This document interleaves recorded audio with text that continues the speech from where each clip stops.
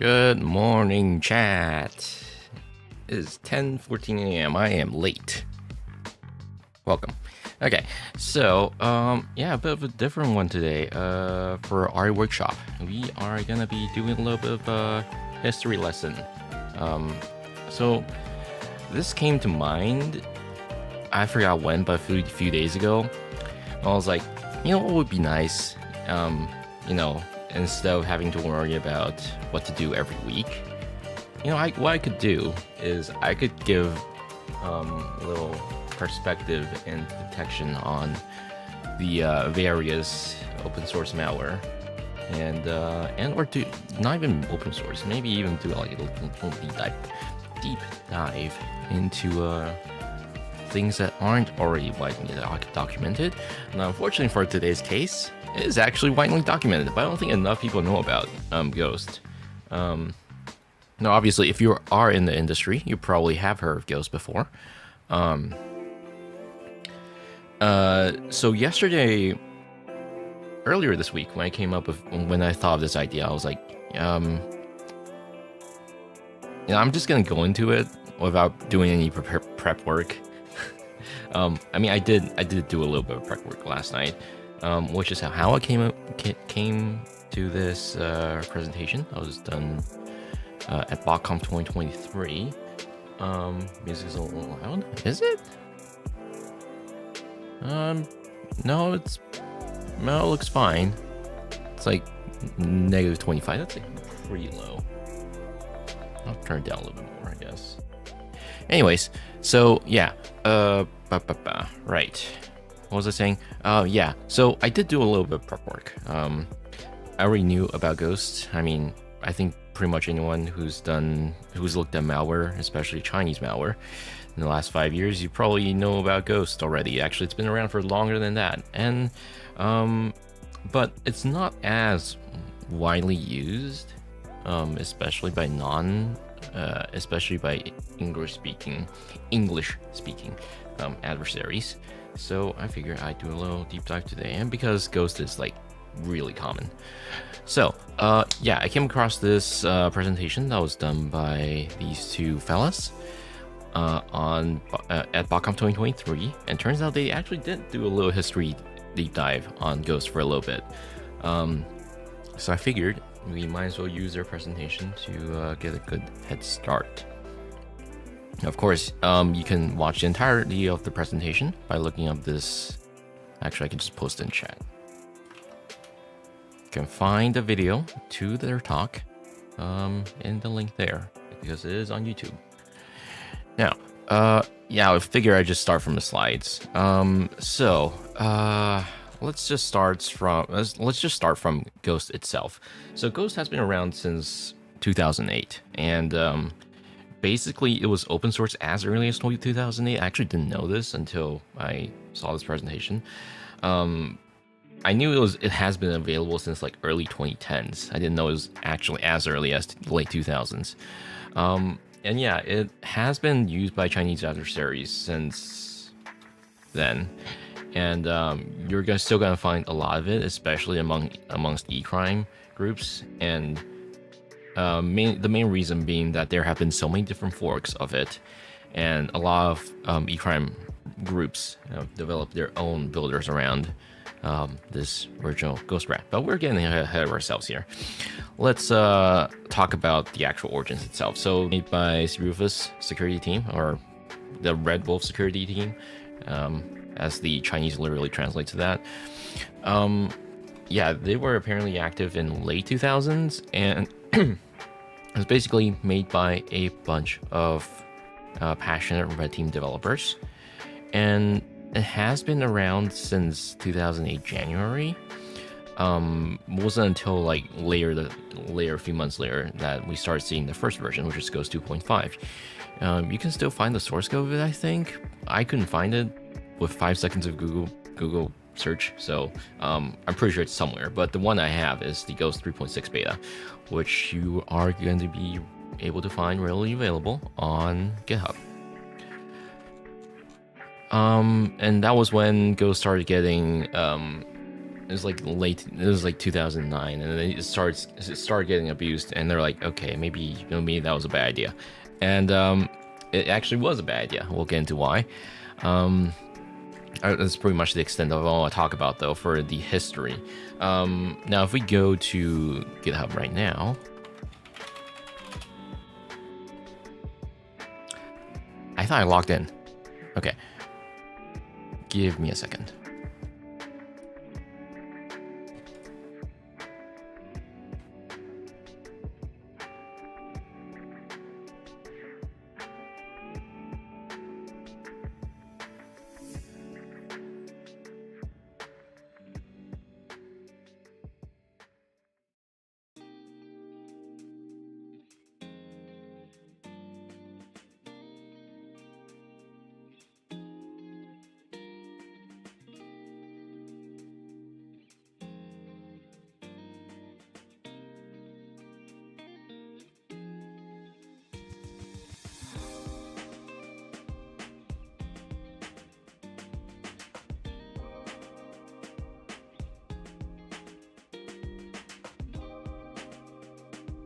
Sorry, it's taking a little bit. Hang on.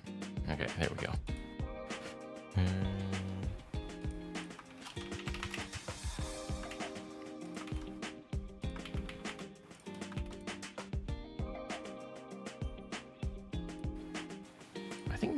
I feel like my computer is lagging a little bit today. Okay.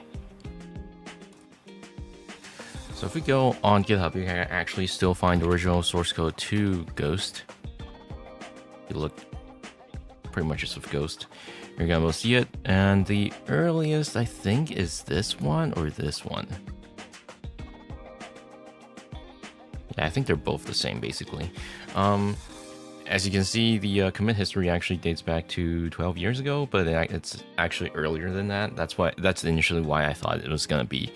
It came out in early 2000s, but apparently not. No, it came out in late 2000s. If we take a look at the source code, which we're gonna do in the VM.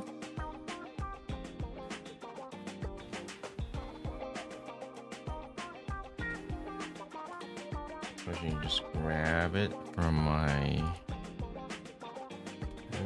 This.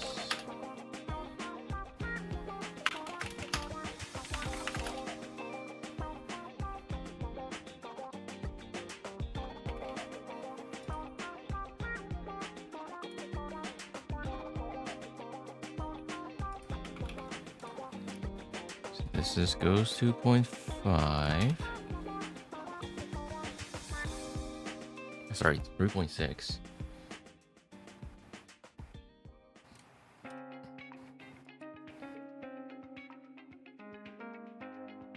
So Gh0st is mainly used by, or has been primarily used by Chinese red team operations most, and like I said, e-crime groups, but it is also used by APTs as well, state-sponsored groups. If we look in here, let's just open I want to go to kernel manager.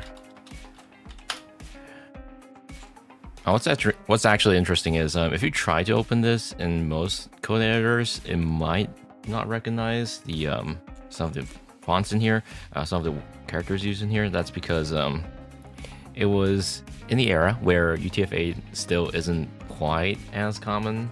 Like a lot of different operating systems still use their own encodings, and so in this case it was using GB2312 or the 936 code page.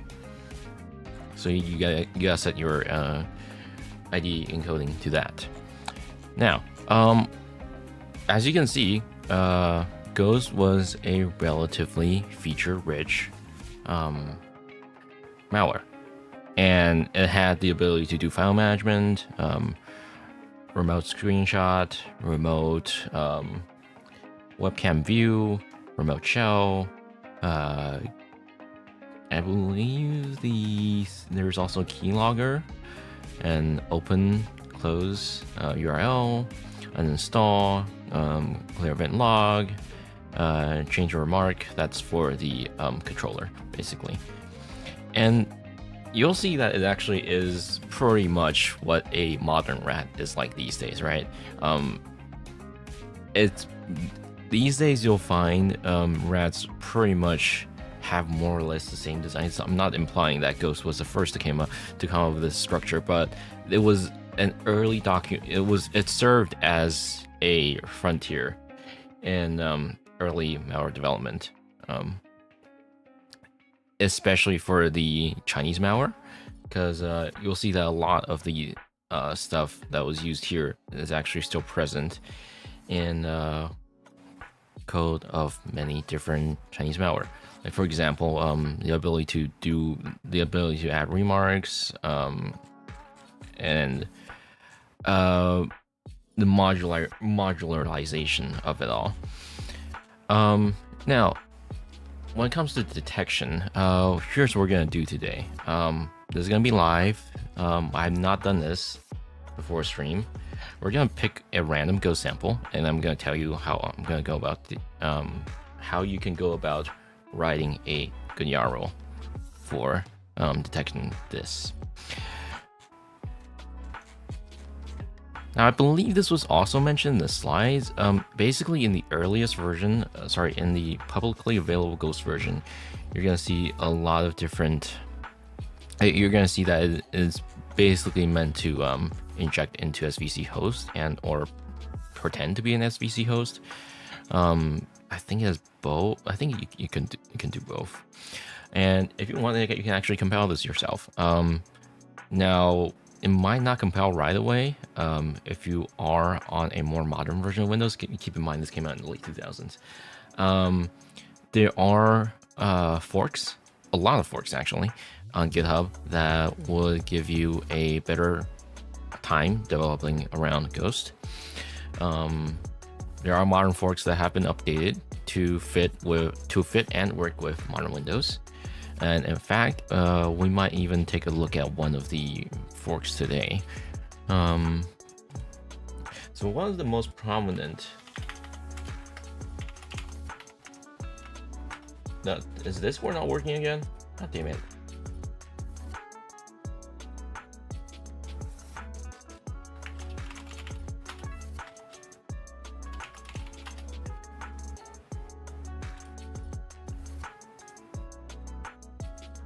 Every time, man.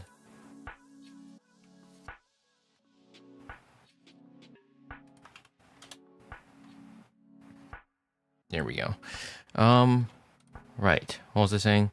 Right. So you can actually find a lot of different Ghost forks. There's, like, for example, the Wolf Rat. And for example, there's a simple remoter. I'll actually pull up some of these right now.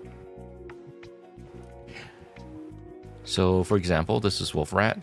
Wolf Rat is actually used the most. Oh, this is not open source. Yeah, I figured Wolf Rat shouldn't be open source. Wolf Rat is basically used by a lot of e-crime groups.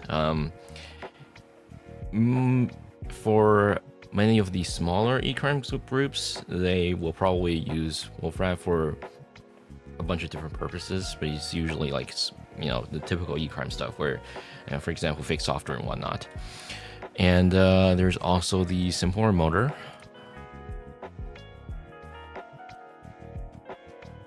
That actually just came out a few days ago with the newest version. It's basically another Gh0st RAT based, more modern version of it. Even comes with FRP support, I believe. Now, what we're gonna do today is I'm gonna teach you how to identify Gh0st RAT and how to go about writing a YARL for it. We're gonna do that by looking through Malware Bazaar.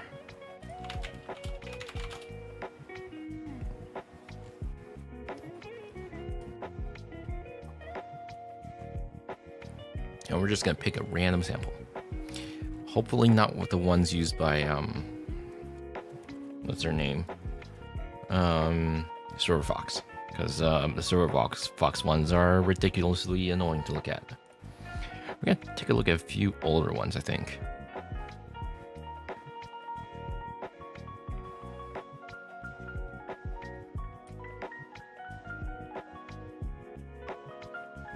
How about this one? This one looks like it's speaking to me.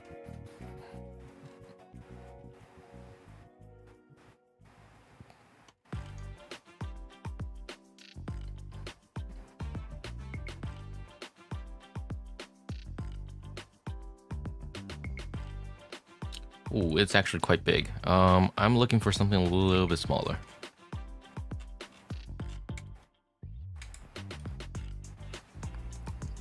Hopefully around or less than a meg.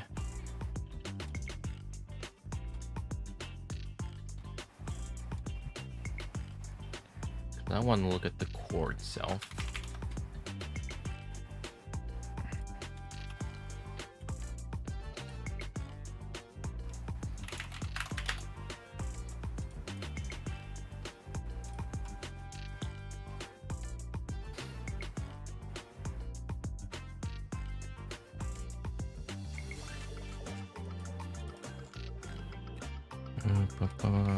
Give me a second.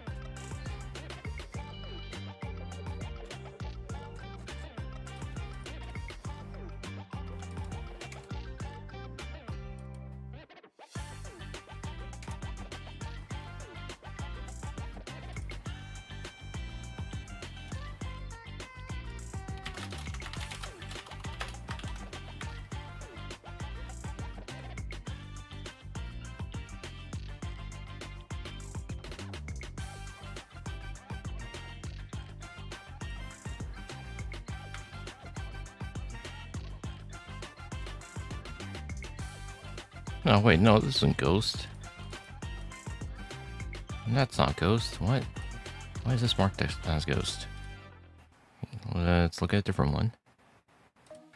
We're also going to try to avoid WinOS. I want to look at just pure Ghost today. Now, granted, I could just compile it myself, but you know, it's easier if I just do this.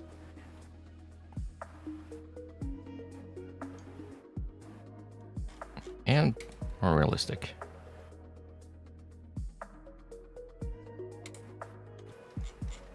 Are there ghosts? Yeah, rule that I can use. Actually, what I'm gonna do, I could just go to Yarify.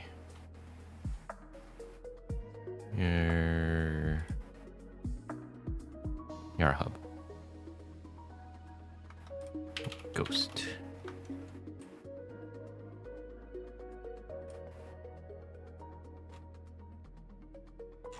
I forgot I wrote this rule, apparently.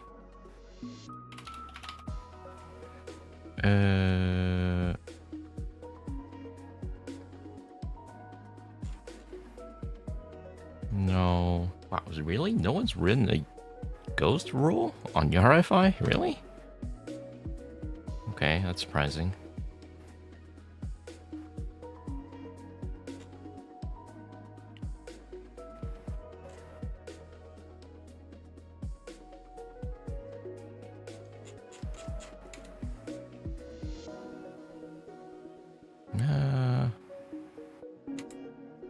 Okay, this might be promising because I am seeing Yara rule matches.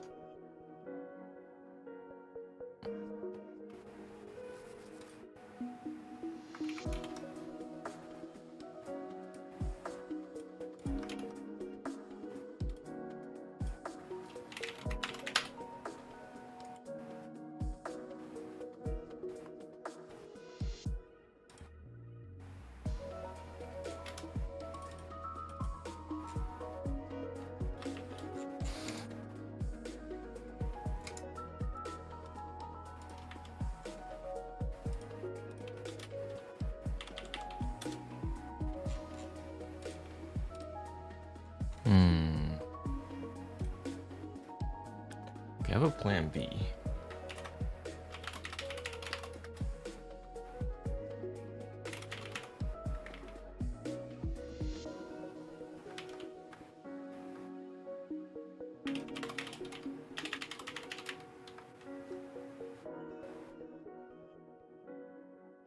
I think Ghost is also on Malpedia.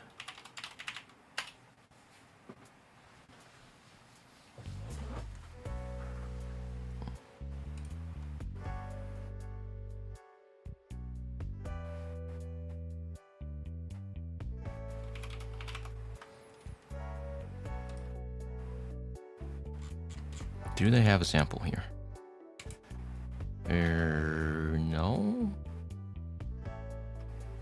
I mean, there's Ghost times, but it's not quite just regular Ghost.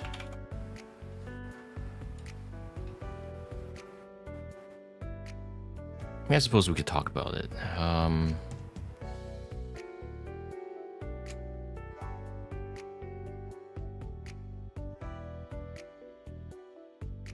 Oh, I actually found the control panel. Okay. In that case, okay, let's grab that one. It should be identical to a regular Ghost anyways.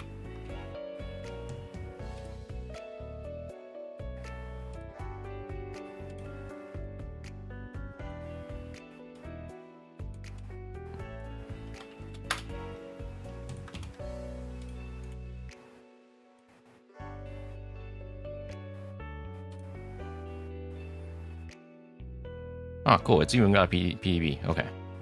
That's good. Okay. If I bring up Hyper-V here. Okay. Let's make this a little bit bigger for you guys.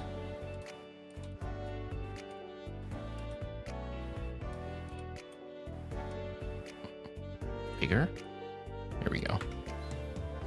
Okay, now that's a little too big, but whatever. I need shortcut. I need collapse decals. Thank you. Okay. Okay. Before I continue, I need a restroom break. I'll be right back.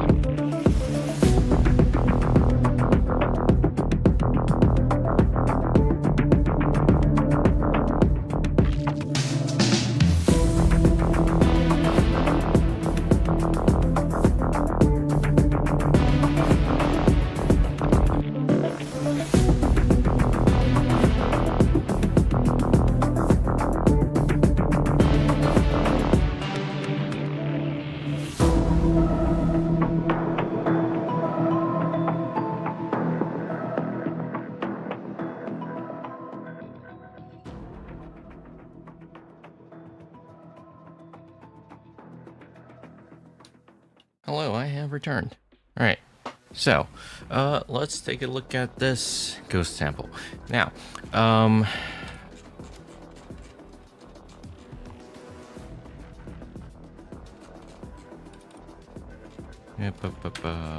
looking for. So, if you're ever not sure if you've run into a ghost, we're gonna write a detection rule for that. Just gonna plop it down here. Ghost. Now, obviously, this isn't ideal because why is wireless failing? Whatever. Now, this isn't exactly ideal to write a rule on, especially knowing that it is a variant, but we can still learn from it and get a general idea of what is typically common across ghost variants. Now, the first big giveaway is if you look at the strings, you are going to inevitably come across a few common RTTIs used in ghost samples, the class names, for example, the kernel manager, the shell manager, file manager, client socket, etc. If you look at the original source code, you can actually see that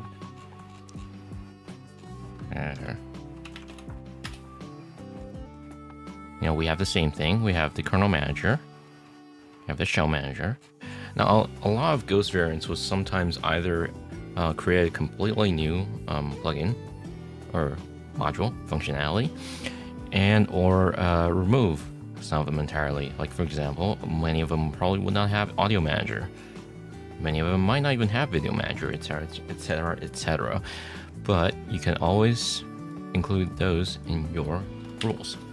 For example, I can do, since we're detecting RTTI, we can you can usually get away with keeping AVC as a prefix. As part of the RTTI. You can also just do C. We're just gonna do AVC today. So kernel manager is almost always definitely there. And we can do shell manager.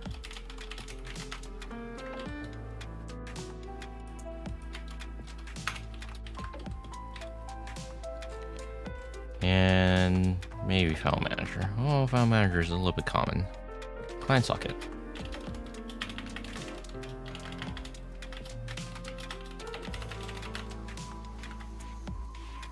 And or yeah, sure, let's include file manager.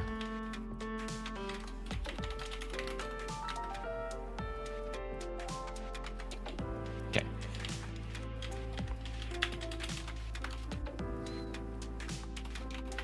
I don't think format's gonna work. Yeah, wireless is not running. That's fine.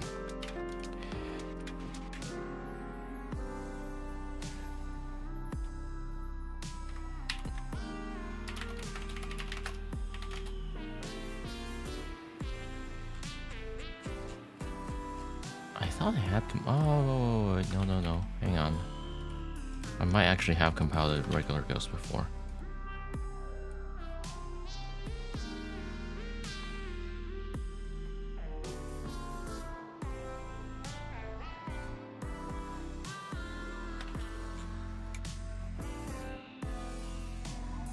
Okay, yes, I have. Okay. So I guess we can also use this opportunity to show you guys the differences. I did not compile PDB.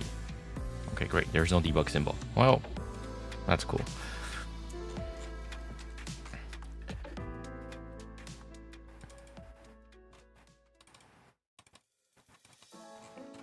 Where would be a good place to show off kernel manager? Okay. Now we can also compare this to see how it differs from the original source code. Let's see where kernel manager is created.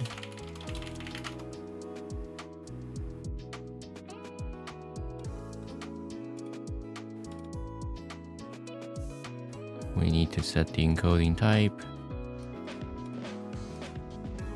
There we go.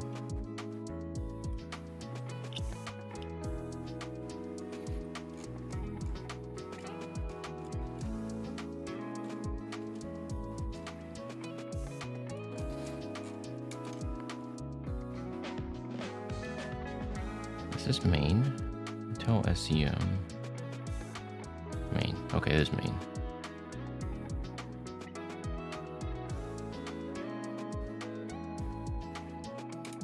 Okay. We will go back to the part where we have the STA0.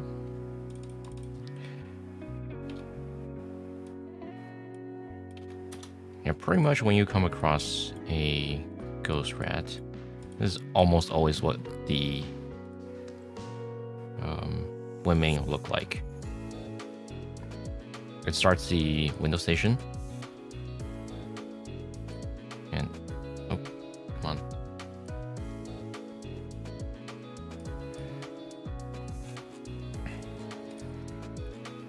And I believe at this point it's gonna try to contact the C2. Yeah. Usually you sometimes might even see a mutex being created.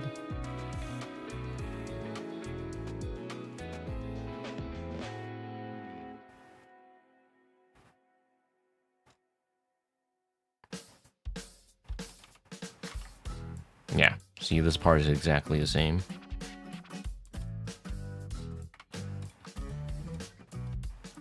Oh, I don't have the C++ plugin.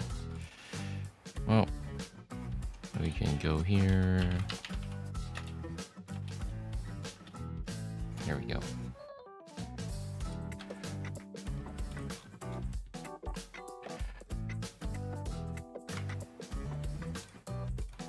Hello, Shiras. Yeah, see, this part is also exactly the same. So what you can do is... Where'd it go? There it is. You can also just... Right, yarn rule here. Do I not have MKR on? Well, hang on.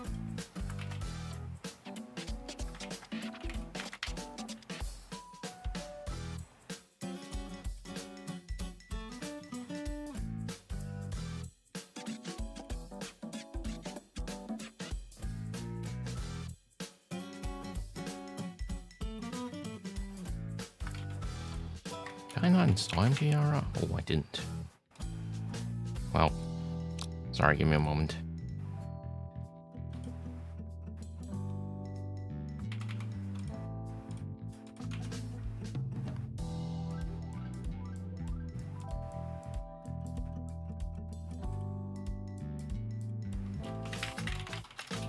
I hope this doesn't require internet.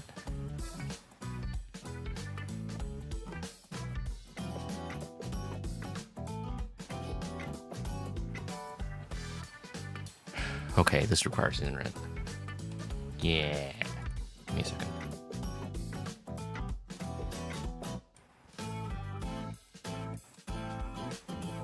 Oh, of course, my network card is dead.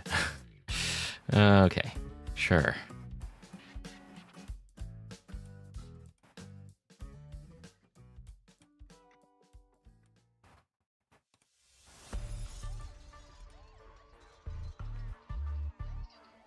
Oh, let's see if this works.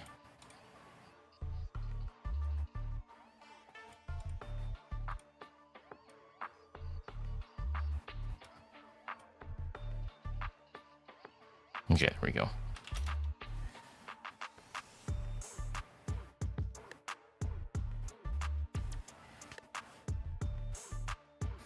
Okay.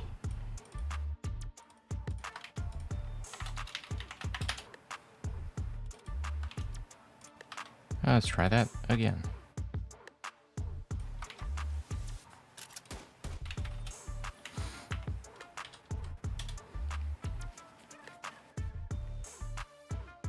Okay. So now we do this. Yep. obviously this would be 64-bit, and the compiler changes, that this might not be reliable, but in most cases this should work. I mean, we can also compare it to the other Ghost that we have.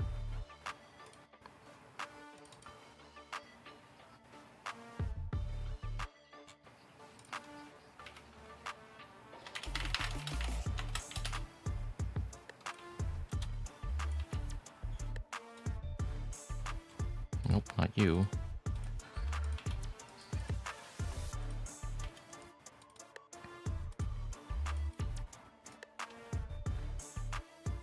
Where is it again?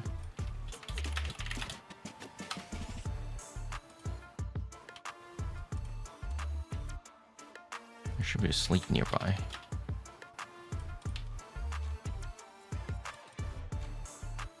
Oh, right, the version I built is the DLL version. Right.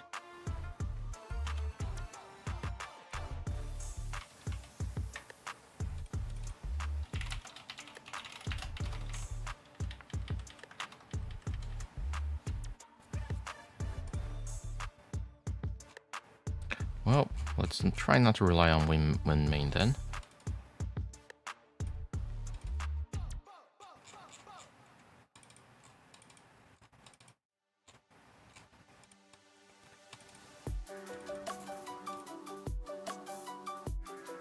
Oh yeah, okay, this is a classic example.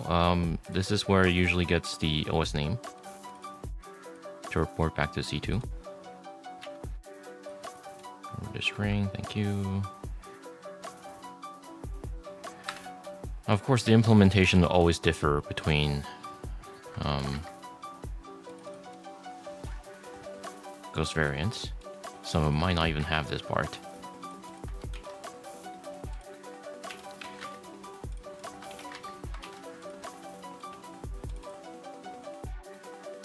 But you know what they almost always have?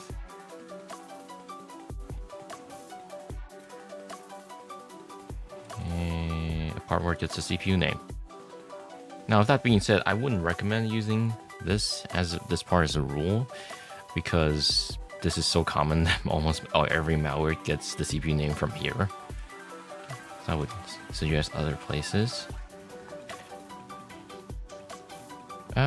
This is fine, but this is also too generic.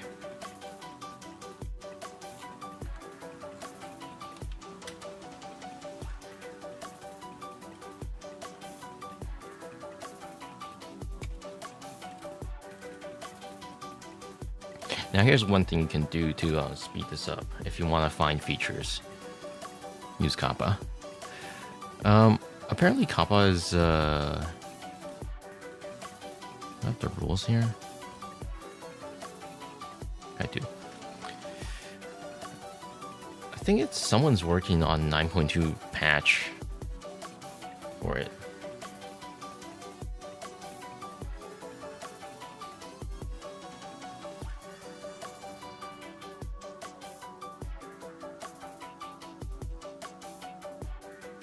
But I actually haven't been using Kappa as much just because 9.2 doesn't work with it.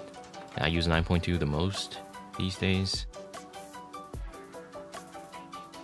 That and I'm kind of used to digging around on my own anyways.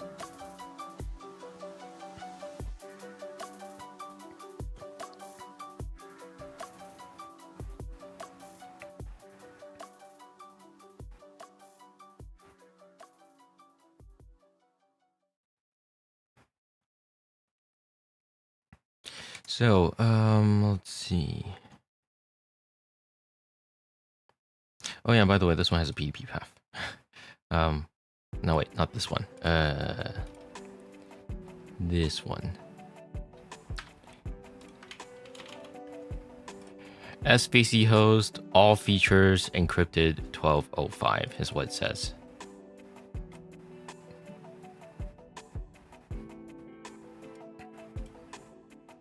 That was one I compiled myself, so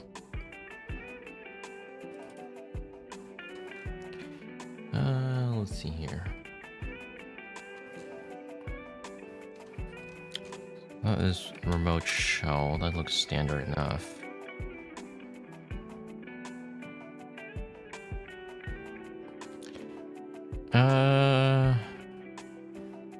In this specific order, let's see what the other one looks like.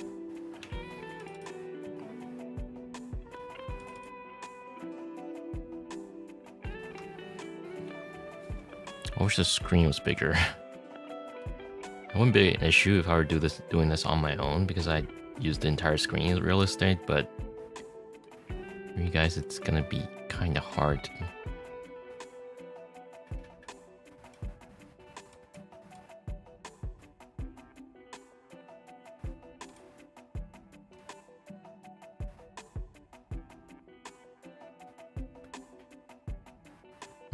Okay, so there's a bit of a lore difference here.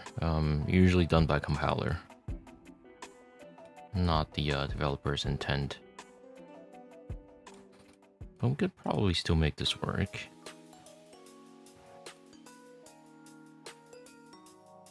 But this section doesn't, well...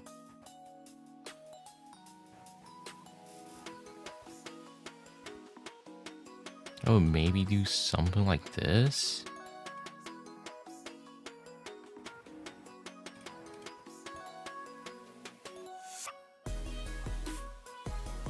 Well... it's gonna do a call after that.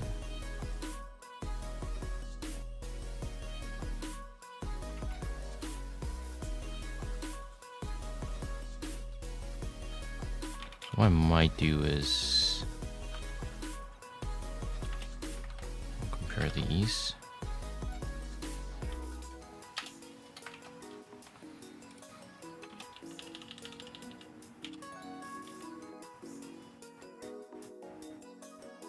Sometimes they're all stuck together. And how many bytes are there here? 12. Let's give it a little leniency and let's just say 0 to 20.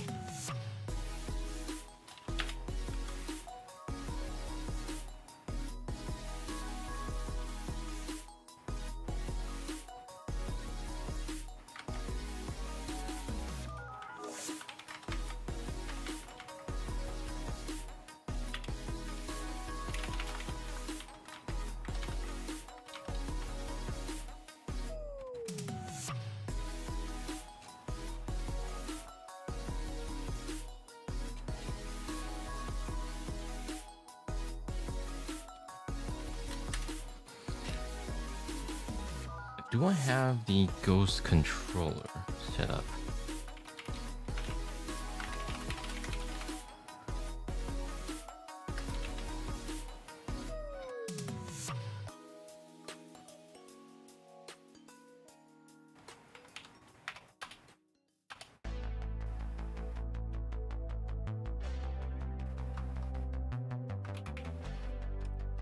Yeah, this might actually work. Hang on.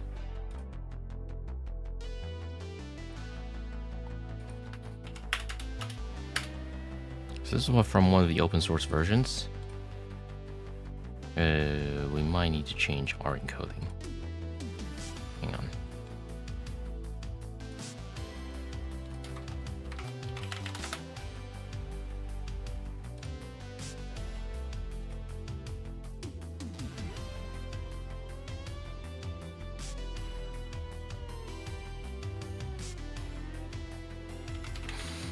And there we go. I'm gonna restart.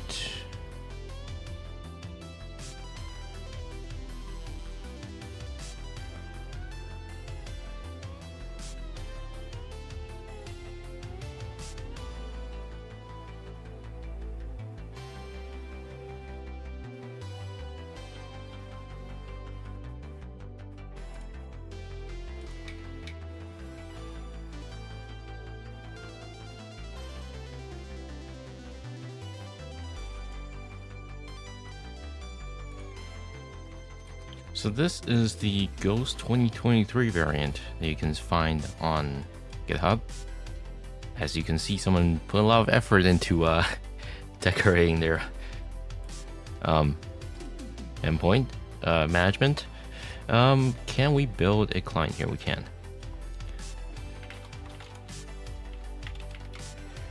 What's the port we normally listen to on here? Let's just do like, oh, 4377. Okay.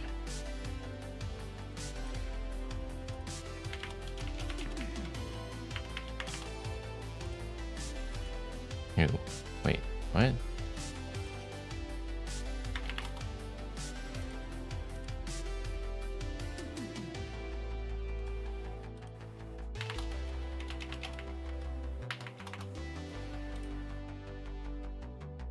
Okay, it's not letting me create one.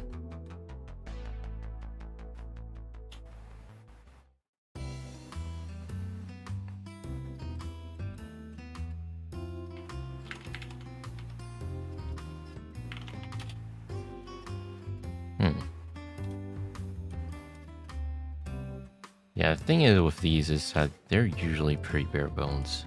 And I was hoping to create a controller for use a builder from here.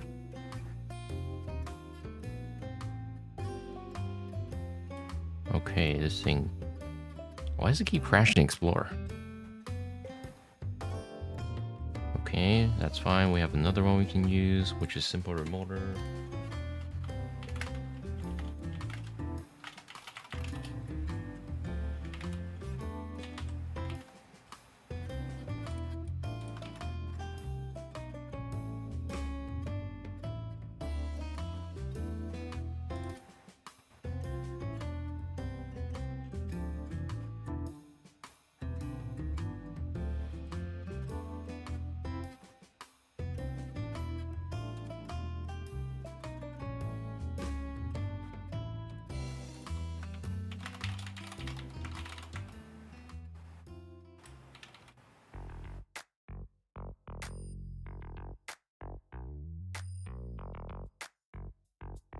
Wow, they must have replaced a lot of components. That's a lot of additional dependencies.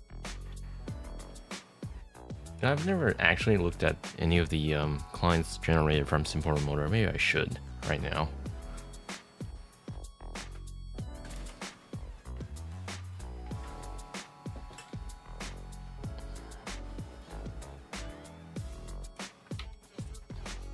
Oh, use HP socket. Oh god, okay. Wow, they really replaced a lot of things.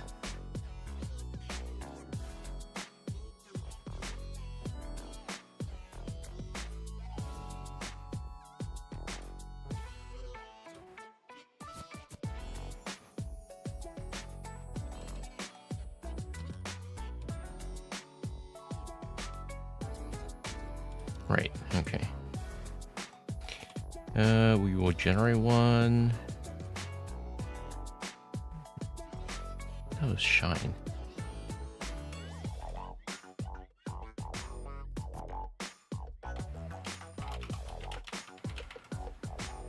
Let's see what this looks like.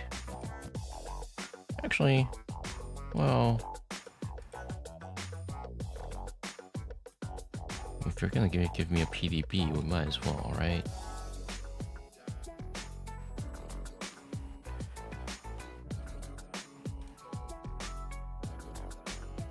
Oh no, wait. I think I compiled this.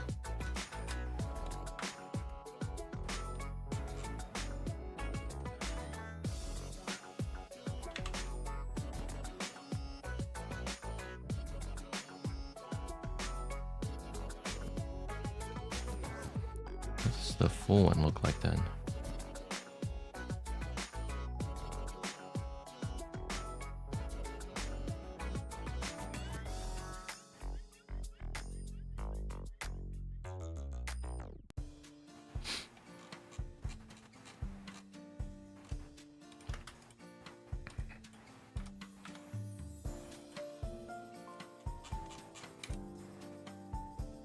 Ooh, okay.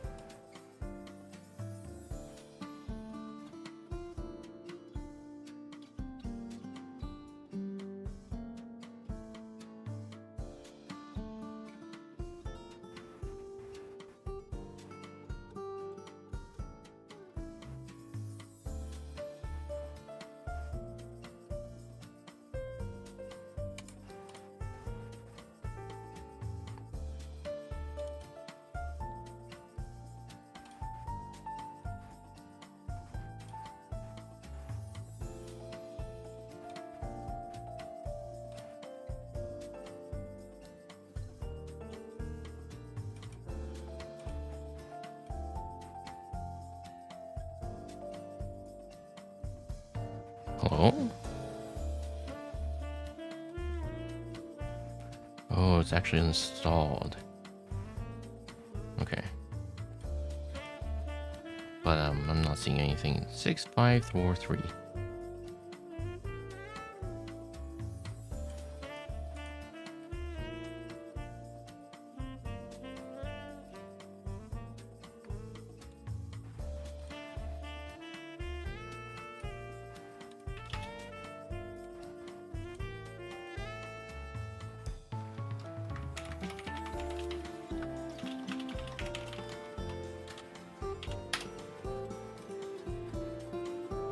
Okay.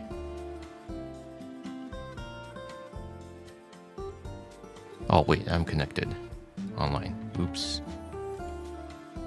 Maybe I shouldn't.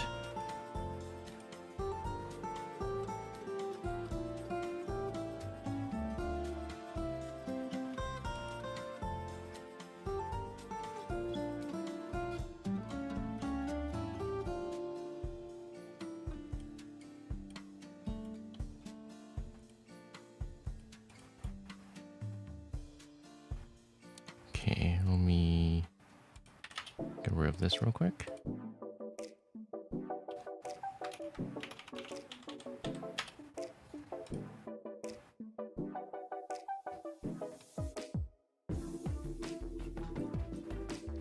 Okay. So now we do debug. I don't even know if it's packed. Oh, damn it.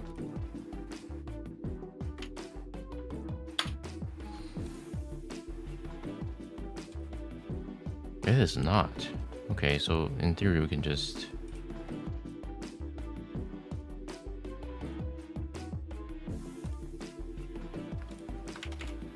Nope.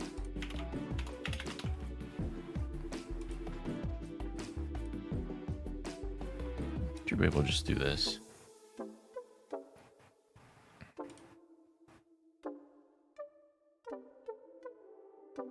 Did they release the PDB anywhere?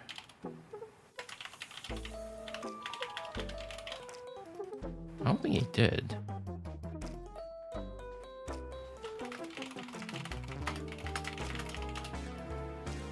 Is it on the GitHub anywhere? Ideally, I like the PDB.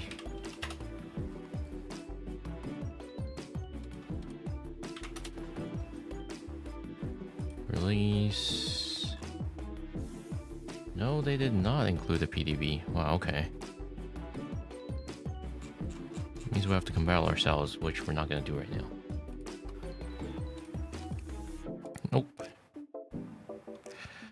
I guess in the meantime, we can also see how much of a difference this ghost makes, and possibly write a detection rule for it as well.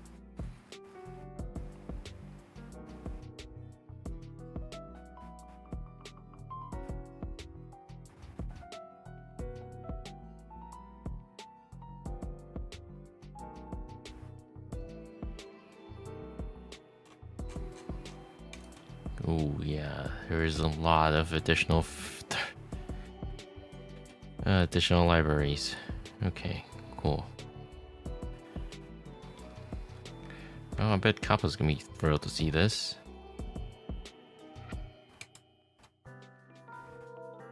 Yeah, it's gonna create a lot of noise.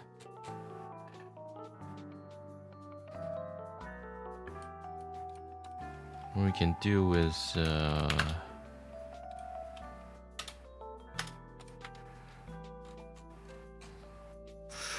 oh. No way, hang on.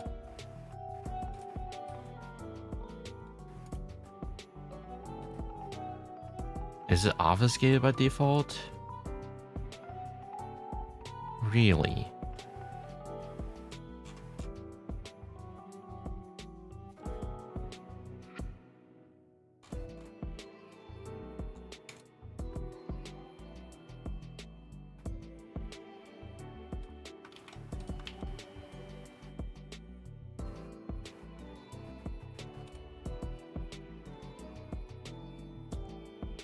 Okay.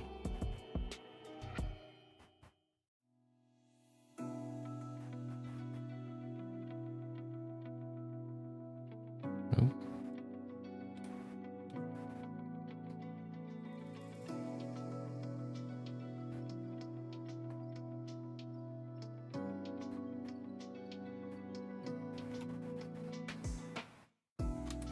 Oh, it's gonna be a little pain to write your rule 4.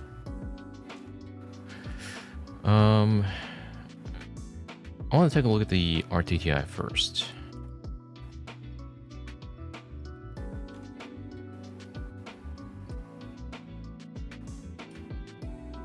Because the usual ones are still there.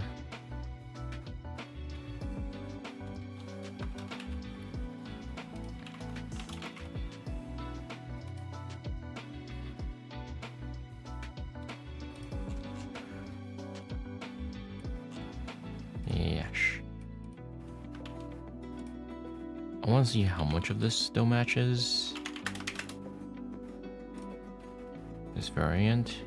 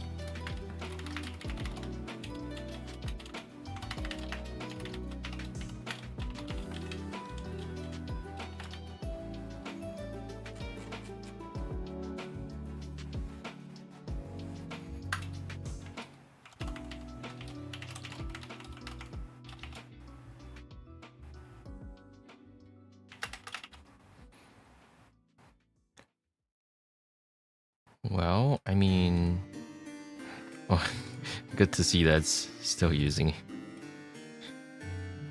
the 936 code page.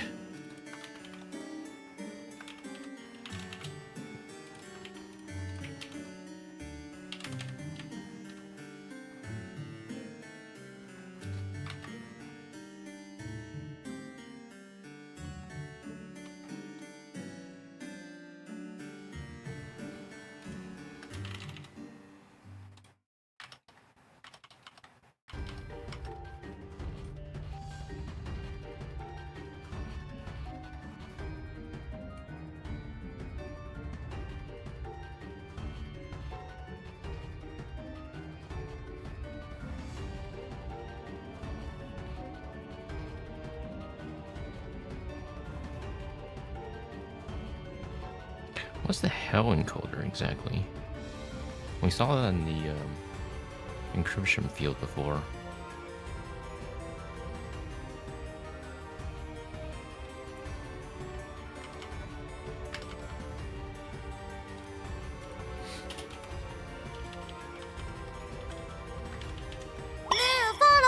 Thank you for follow. Person whose name I can't pronounce. Hello.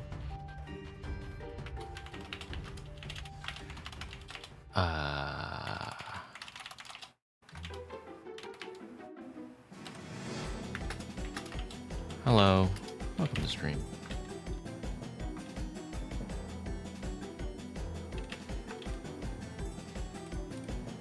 Three, 4, 5. It's calling Mecha. Oh, Larry. All right.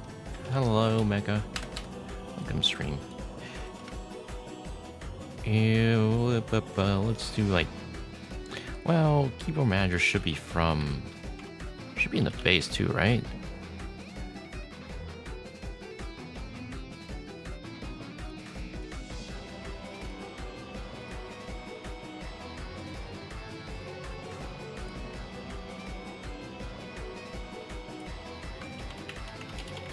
Yeah, it is.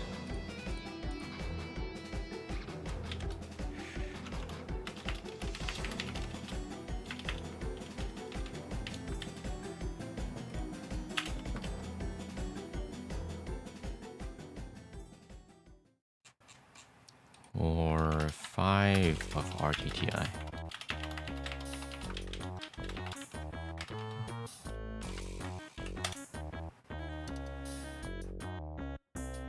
Yeah. Okay. Let's see. How do we want to tackle this? How is it implemented? Is it a header-based solution? Hey, can I change the default encoding? Yeah, use this one.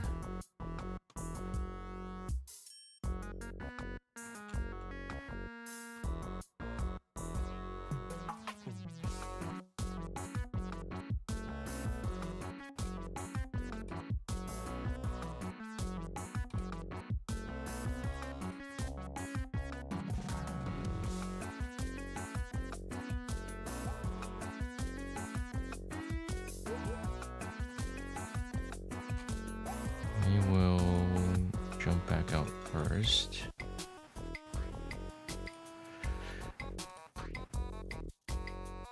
Okay, I can't read that. Oh, it's using a mix of ETFA. God damn it. Okay.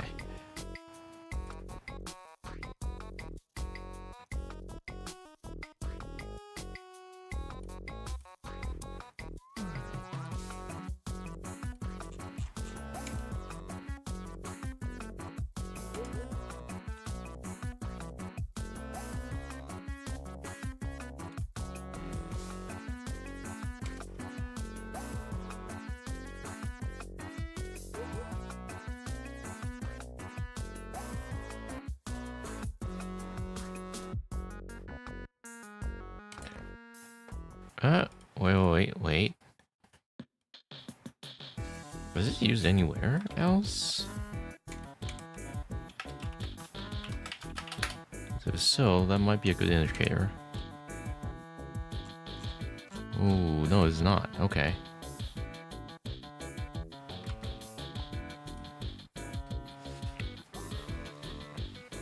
Is this present in...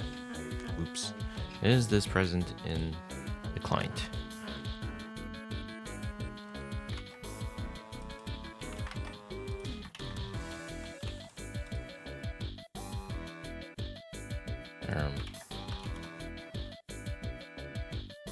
Find all occurrences.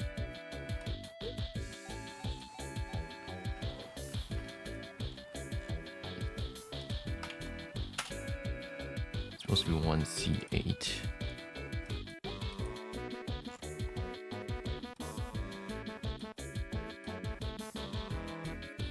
What was it again? Had to be modulated by that.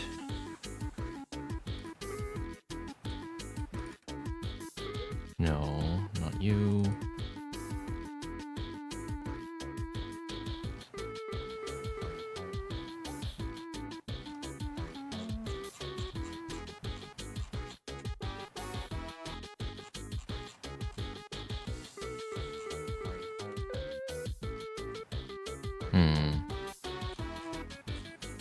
Where's this used?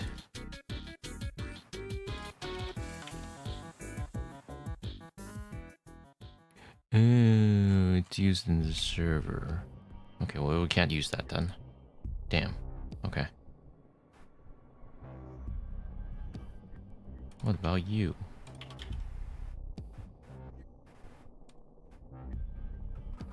Oh. Oh.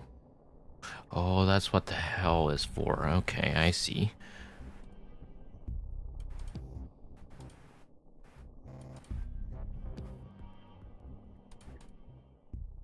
So what is shine then?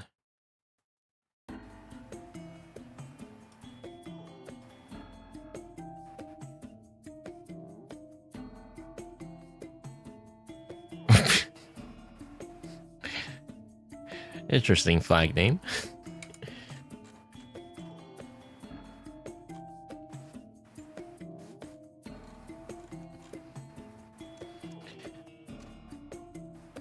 Shine is just regular encoder.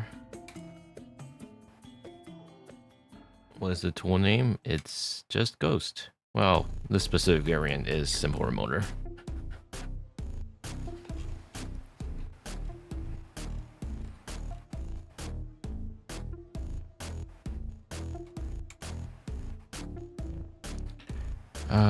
Let's generate the... I want to generate the Hell variant to see what it looks like.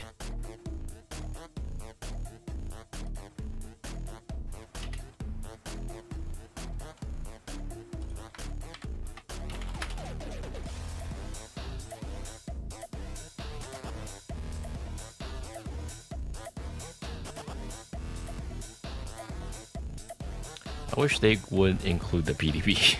It would make my life a little bit easier.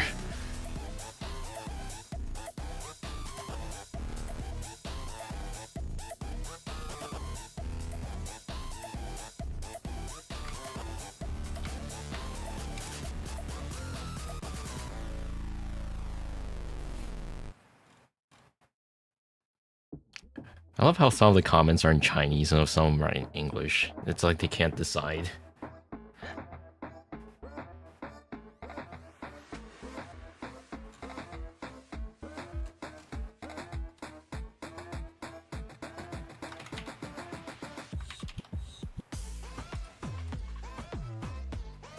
Okay, so this is the shine encoder.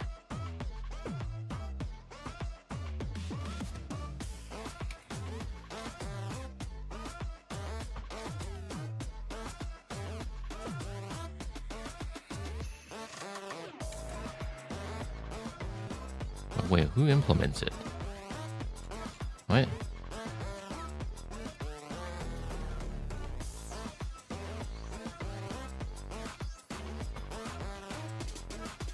Where's the implementation? Am I blind?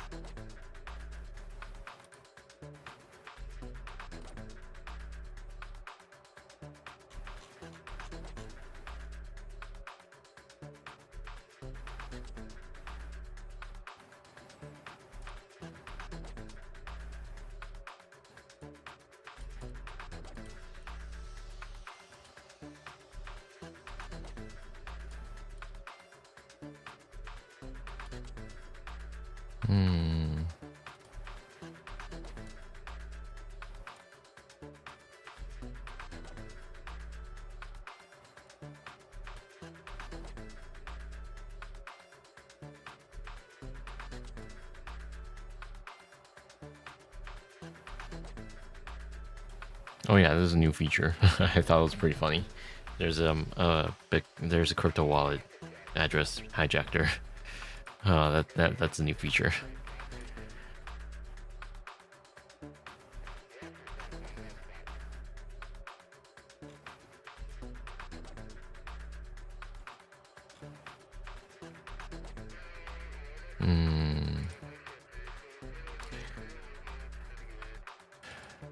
Ideally, I would compile this.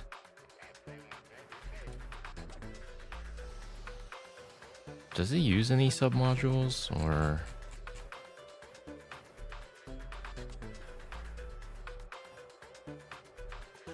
Because it would be a pain for me to having to go out and grab the dependencies myself.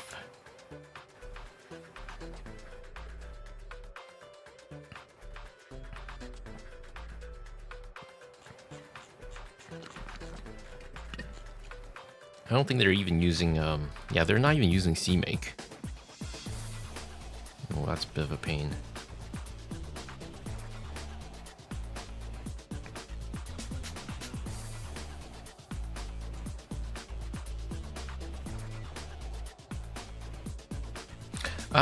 Actually, wait, no, they do include the static library. How feasible is it for me to compile this myself?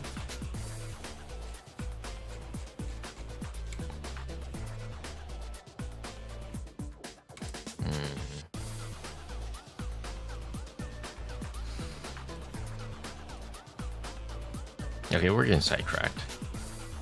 I'm just gonna focus on actually writing the rule for it first.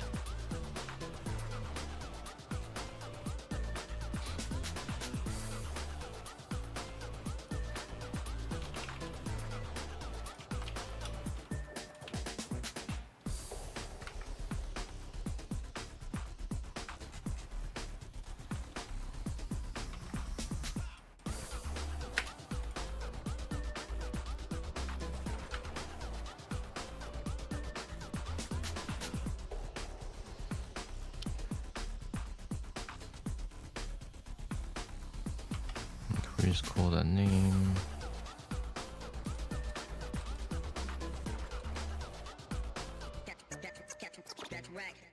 Okay. It's in line.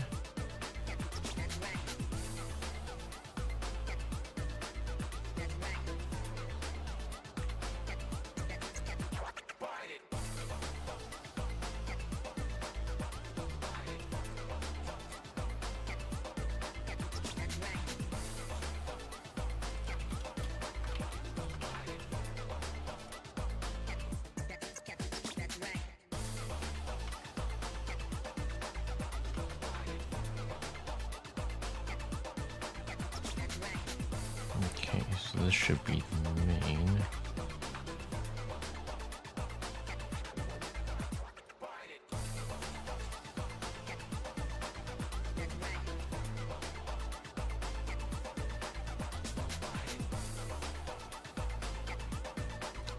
Well, oh wait, there are strings that we can use.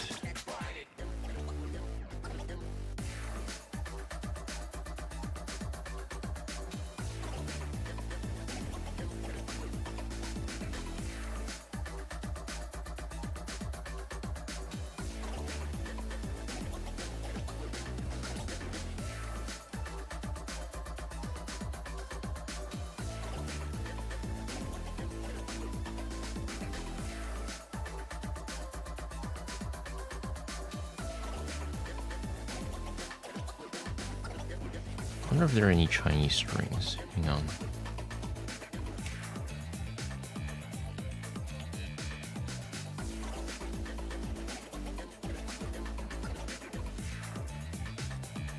Reminder, you can do this if you need to check if it's a Chinese string. This does not look like one.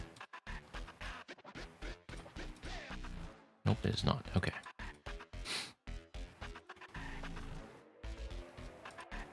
Yeah, these are probably all encoded strings. Oh, nope, that's a Chinese string. Okay, yeah, these I believe are common across Ghost variants as well. So what we can do is, this is part of a keylogger one.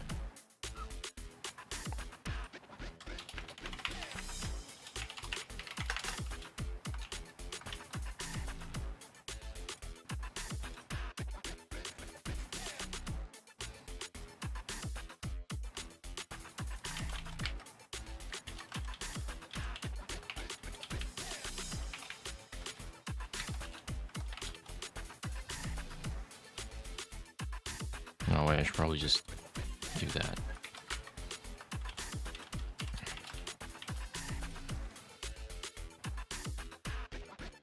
Oh, so this translates to title, time, and content.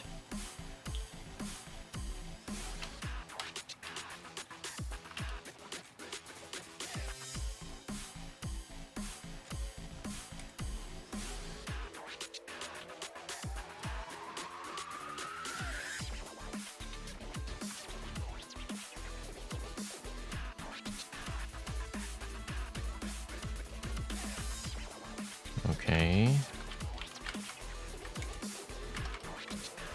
This translates to unknown. Oop. Unknown operating system.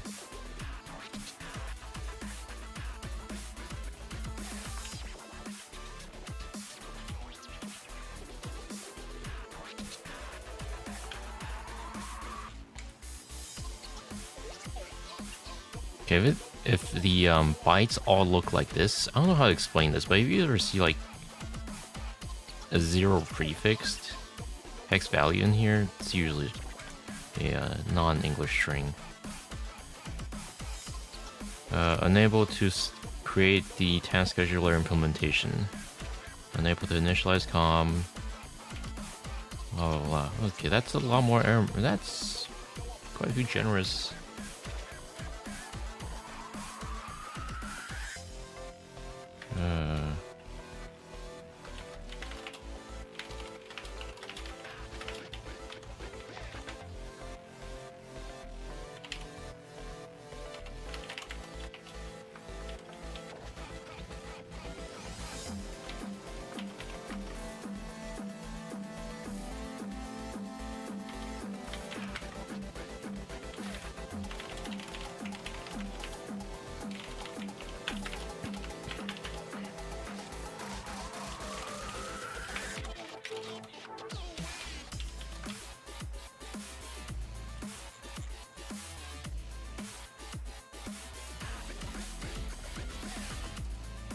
Failed, success, successfully created task.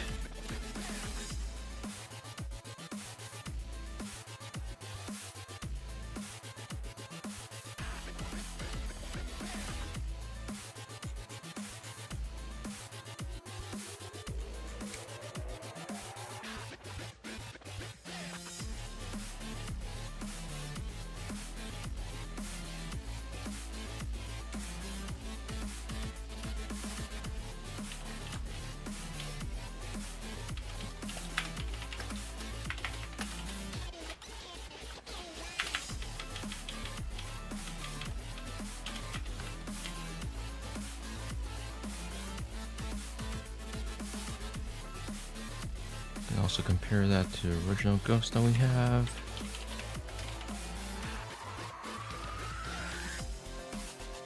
I don't think the original had a whole lot of strings.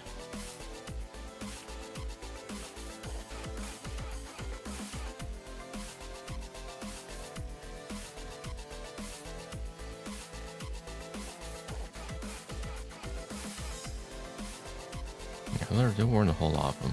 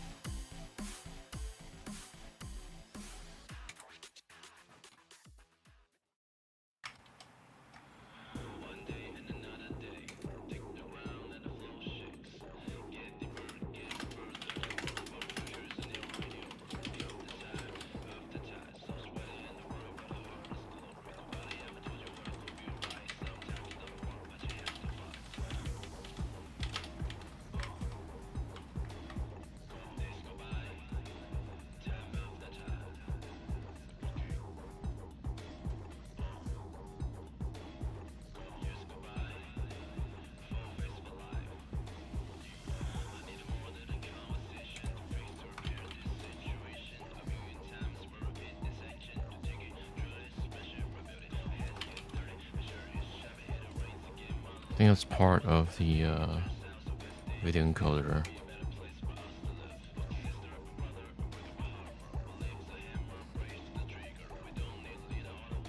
Surprisingly, though, there aren't a lot of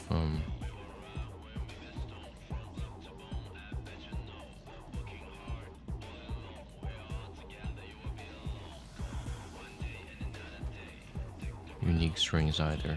Some of the Gh0st variants have a lot of different strings. Let's see, what would be a good place to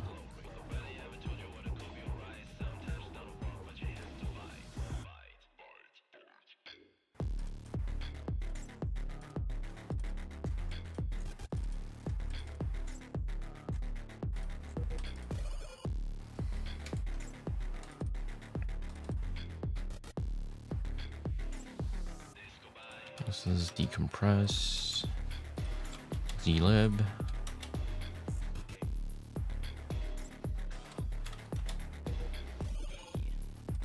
Back.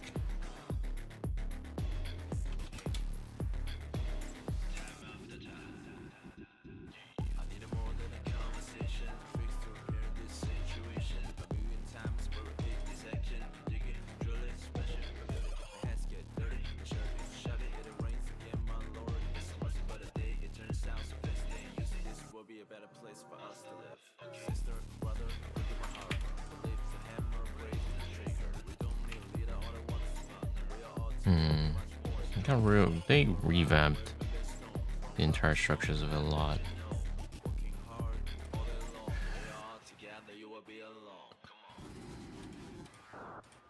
So the thing with writing a Ghost ER rule is I would usually suggest just focusing on the strings instead of the instructions, because a lot of times the instructions aren't as reliable, especially given how many times Ghost has been rewritten. I would usually, for my advice, would be just focus on the strings.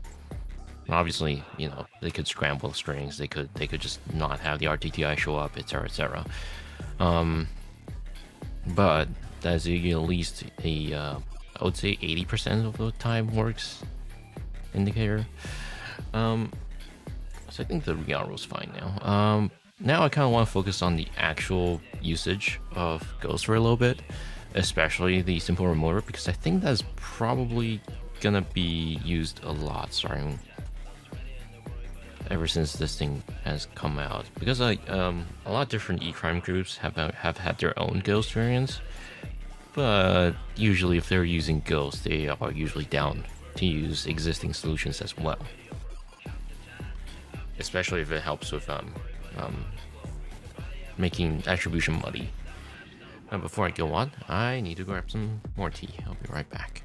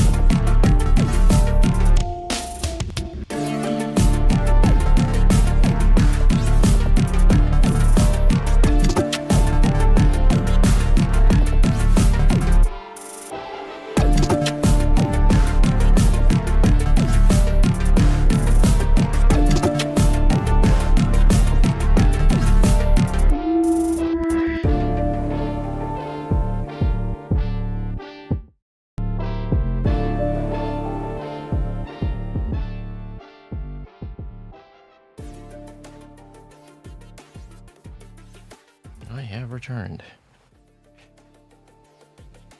Okay, so if we start the Ghost instance here. Okay, so let's go through the features that you can find in some of the Ghost variants, including this one, which we're primarily going to look at. So naturally, this is supposed to be aimed for Chinese quote-unquote researchers. So there probably isn't going to be an English version anytime soon, but I can still walk you through what the overall interface is like. So first off, we have terminal. Of course, we can issue terminal to this person. And unfortunately, I can't adjust the size. Now, you might notice that my IP is on there. That's fine. I'm probably gonna switch to something else after the stream. I wasn't expecting to see my IP on there when I was when I meant to do localhost, but it's fine.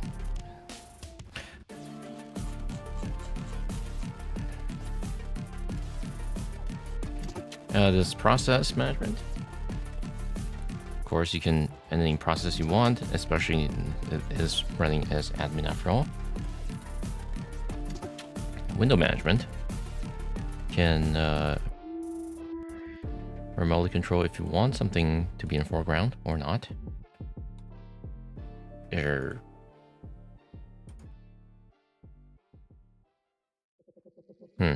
Interesting. That is actually. Oh, nope. There it is. Okay.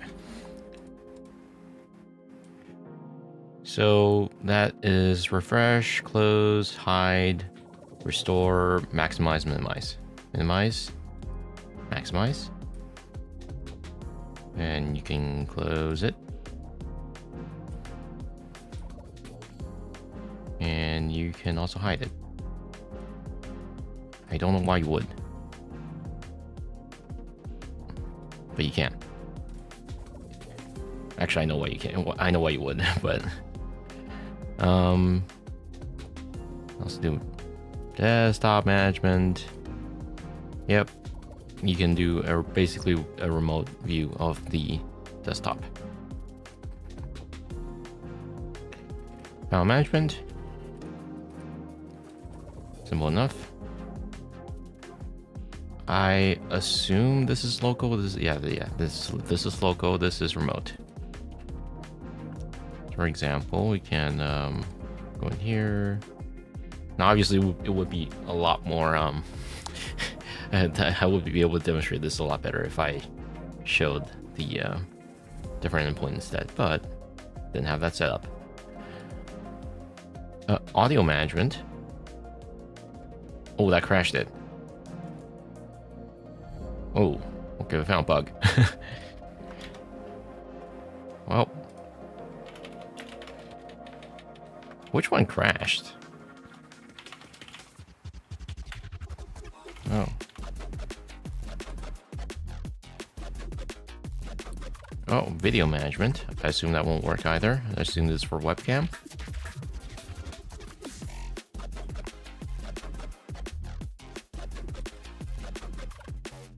I think that crashed again.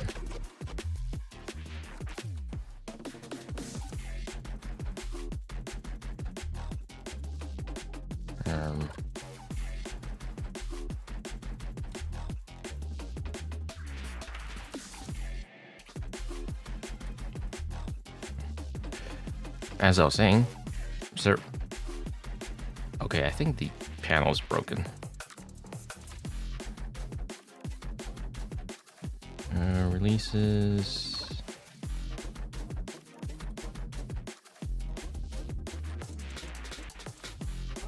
Try that again. Okay. Okay, service management doesn't work either. Oh, I know. I think I know why. Because we're running as current user.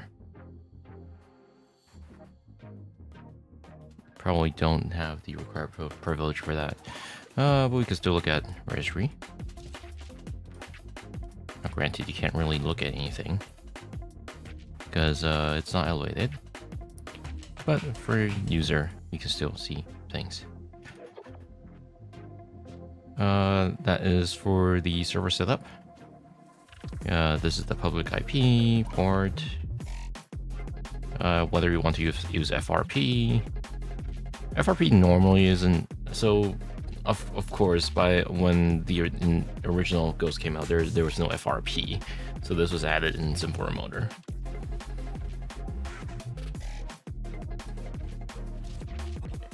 And that's a generate client. That's help, which just shows you the about dialog.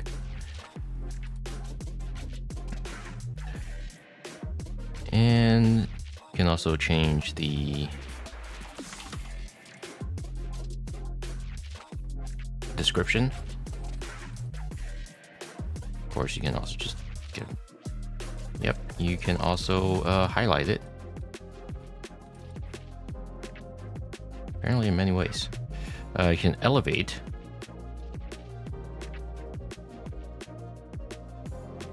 Which will prompt the client to require UAC. That's for proxy.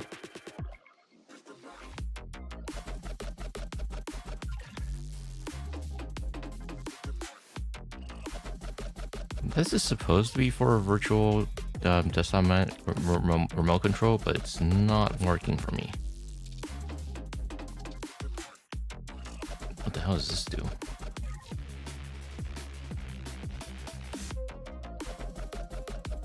It's just this black and white. Okay. Oh, I see. Okay, I know why. That's for in case you think in case the network connection isn't ideal, you can have it render at a lower res with no color. And this one would give you a higher refresh. This will give you the highest refresh, allegedly. I don't know what the difference is in their implementation, though. You can send them a message if you want. I don't know why you would, but sure. You can also give them a latest version of the client, just in case they're out of date. And you can also assign an UC2 as well. I don't know what share means here. Delete. I assume this just removes it from the server list. But the other one is you can also uninstall.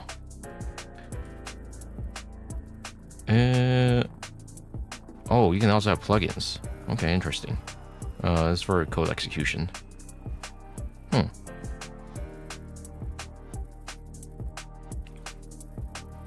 Okay, so how much does uninstall do? Does it actually uninstall? Oh, it does, yeah. Yep, gone. Okay.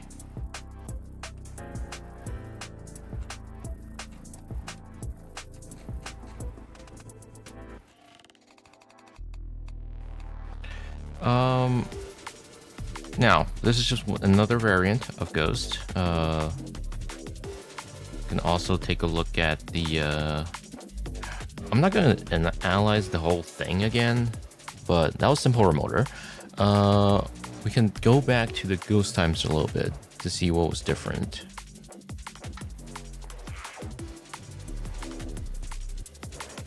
So the thing with Ghost is that you'll note that there's a lot of different variants. If you look on Metalpedia, you're gonna see a bunch of different Ghost variants. And this is not even exhaustive. There are just so many different ghosts that are being used.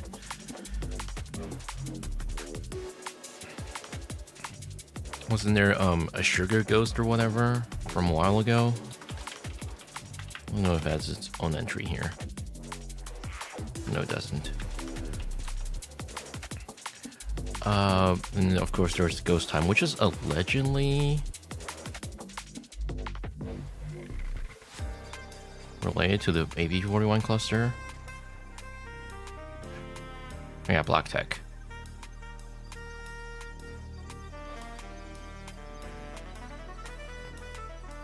A lot of times you'll see that some of these use a different package format, or they change things up a little bit.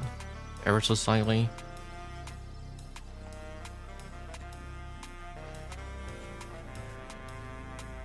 And the command code sometimes as well, and sometimes won't have the entirety of the feature sets included.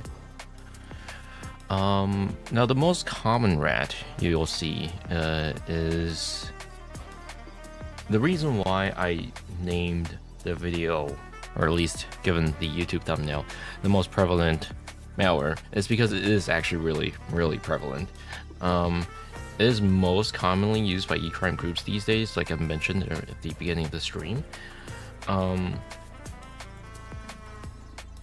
Is most typically these days used by Silverfox and or other groups. That basically, a lot of times it would pretend to be a legitimate software and end up deploying Gh0st. Now, with that being said, this has always puzzled me a little bit. Knowing Silverfox has a really good track record of coming up with really creative execution methods and or loading processes and or obfuscation techniques, but they still choose to use Gh0st, which is a bit weird. But I think I have, if we go back to Malbazaar, I think we can see some of these. We might have one.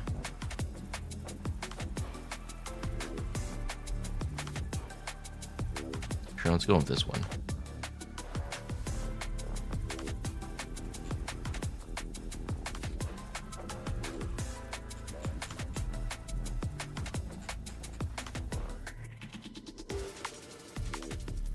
This is pretending to be an MSI file from Google.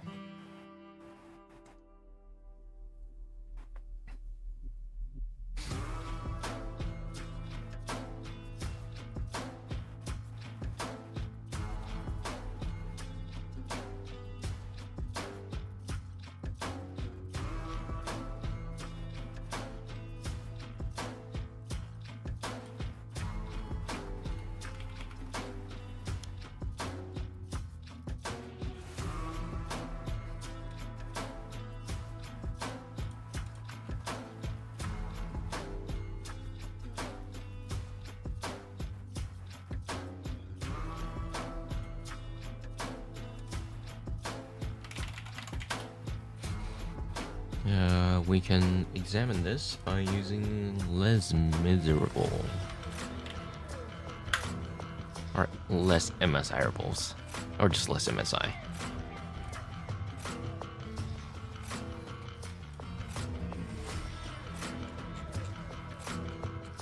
Oh yeah, this already feels like something they would do. Okay, so what we can do is we can run it, or we can extract it. We'll just run it in this case. Gh0st. We will install Gh0st.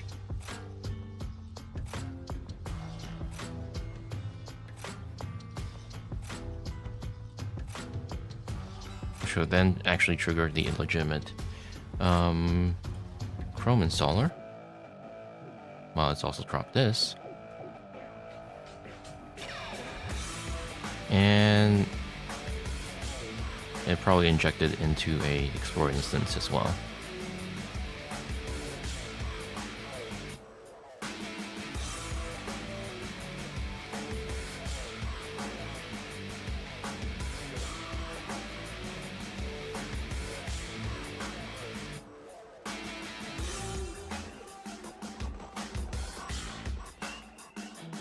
Did it?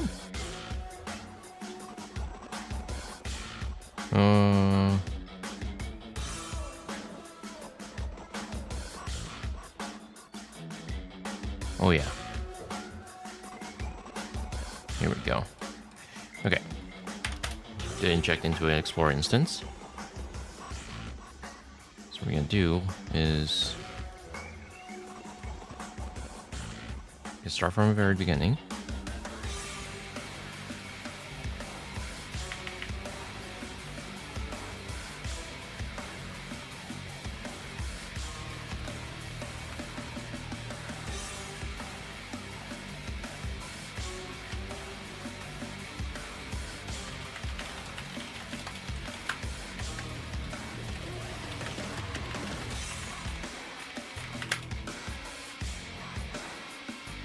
we go on the call stack.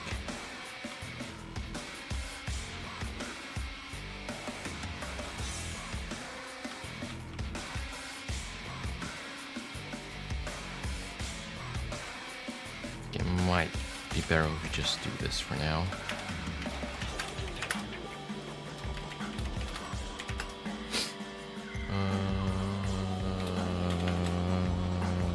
Right process, right.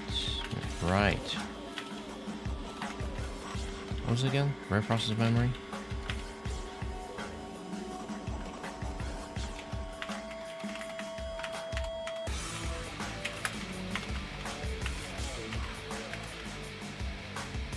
Oop.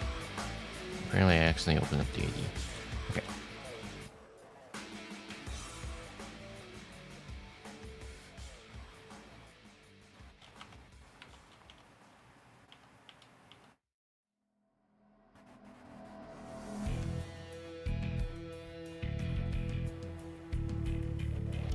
Okay, it reads from the emgio.temp.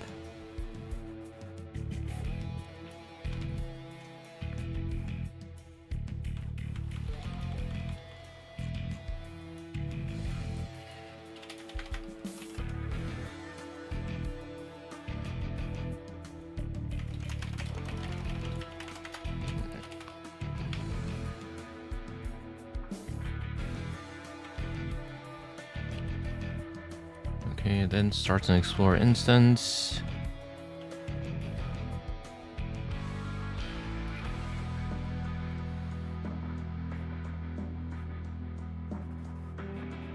Oh, there resumed thread already. Hang on.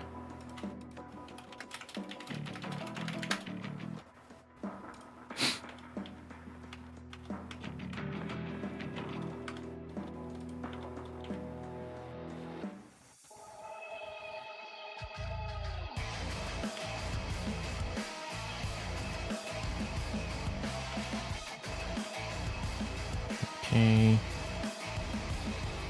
What we can do now is we can debug.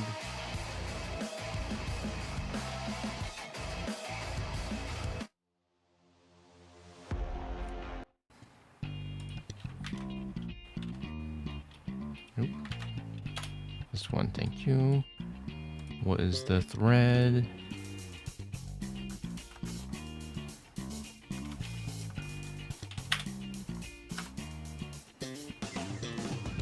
Actually, at this point, it's probably done already, injecting. Has it not? Hang on.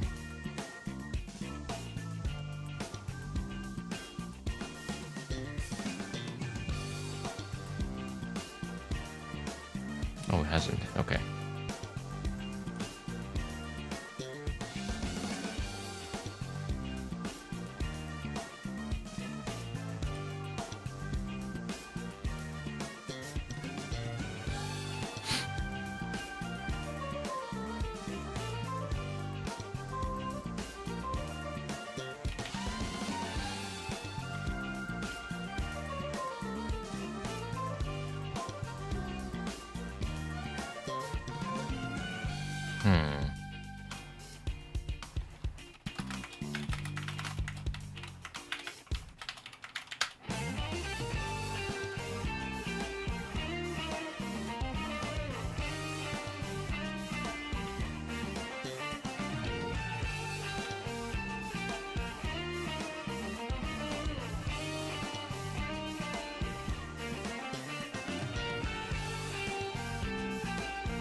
Wait, where's what?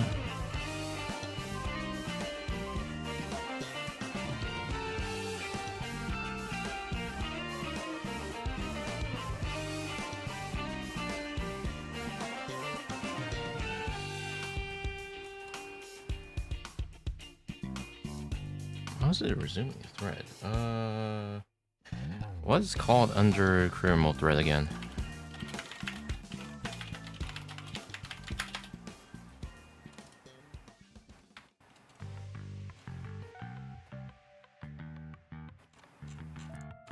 NT create thread. There it is.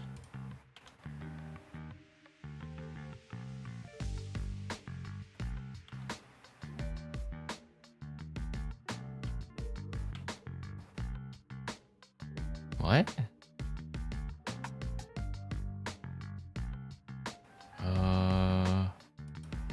Okay, it might be easier if we just open it up in IDA.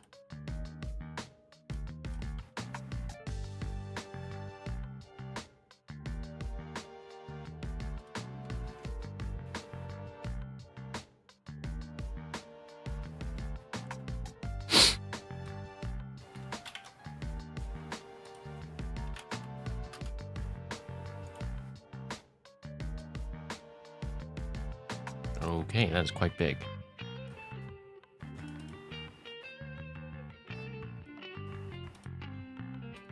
What we'll do is we'll run... Do I have debloat installed? I do. Just double checking, see if this is...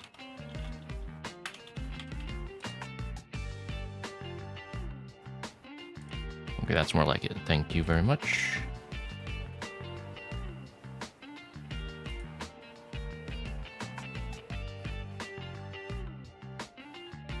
That'll be a lot more readable.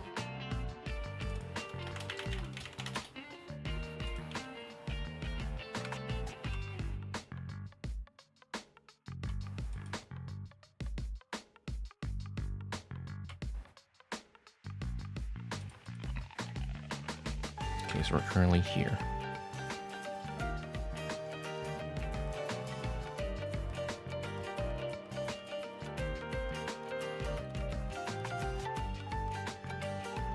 Spend all day doing Cisco class stuff, setting up a mesh node. Too tired to think about RE. That's fine, you can just sit here. Turn your brain off, listen to music.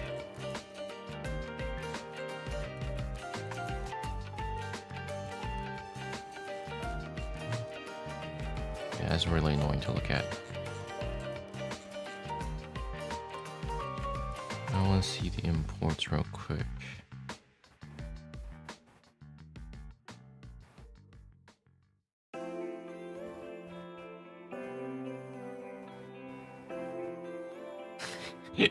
I can see your message got auto-modded.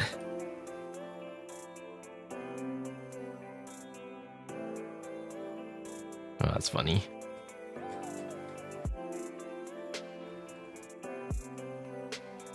Read process memory. Shouldn't there be a write process memory then? No.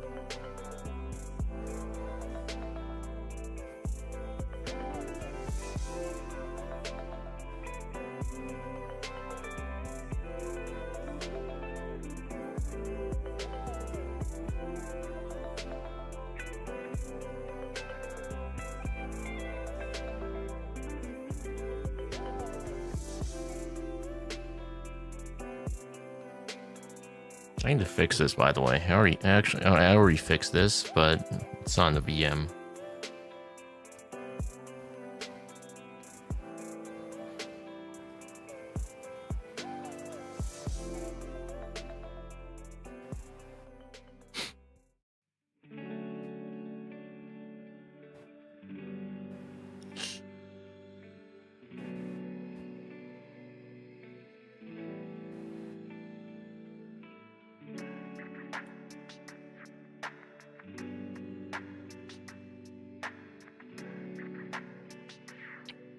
Now, of course, I actually don't have to do all of this. For the sake of looking at just the ghost, I could just you know, get the P from Explorer, but we might as well go through the process.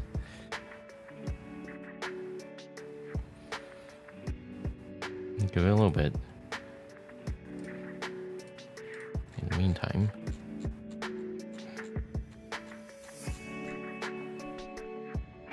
at this point, the P should... no, we just read the file.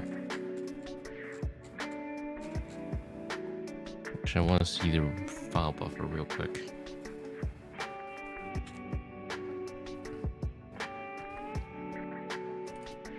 Which is here.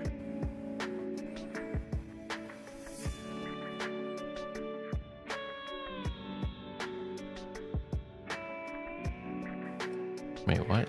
Isn't the buffer the second parameter? Am I that out of touch?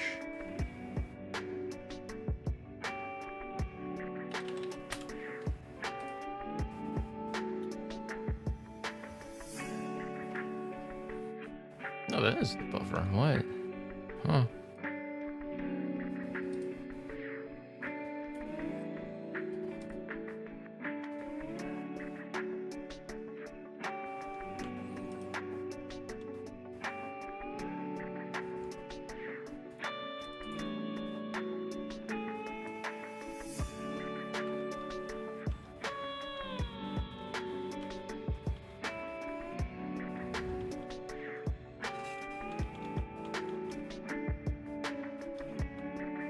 Actually, we could just run until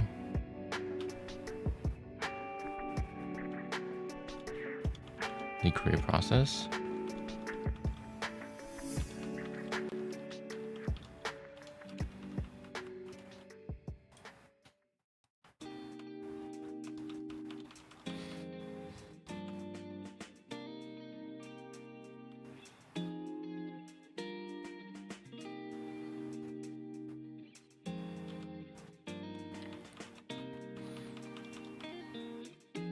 Okay, use anti-create section. Yeah, it uses that. The map. Yep. Makes sense.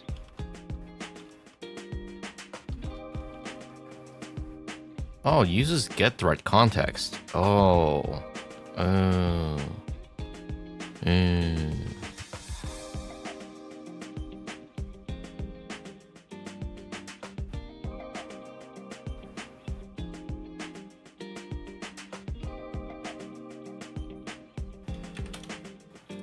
Okay, I see.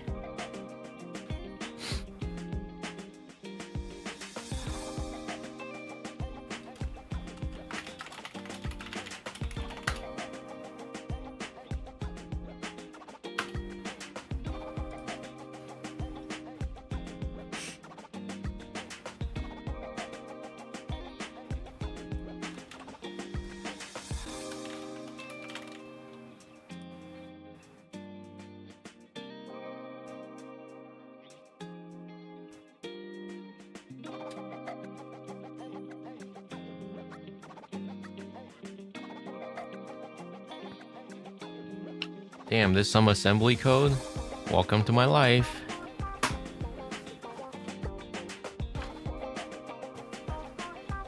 Hello, welcome to chat.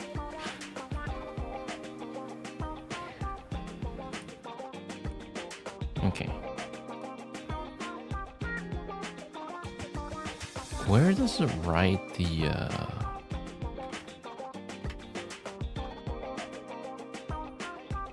Oh, no, wait. Right. It's probably this mem copy.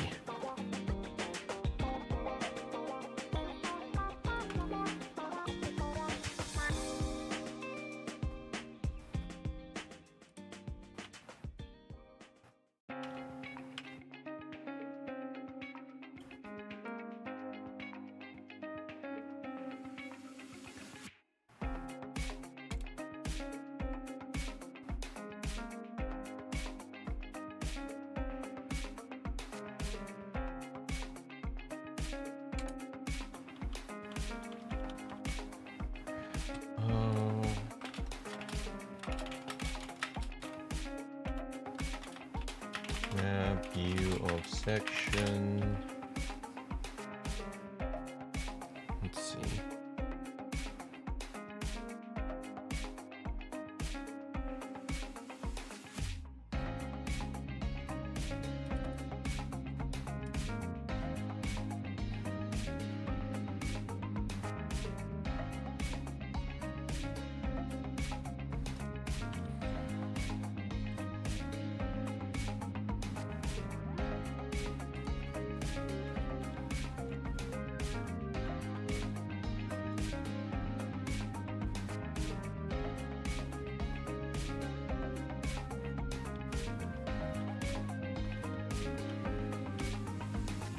I still understand how this resume thread resumes.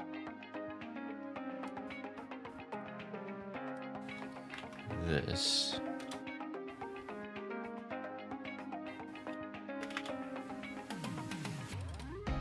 So at this point, it's not in memory, is it? It is not. Follow. Oh, thank you for a follow. Caesar's? Come.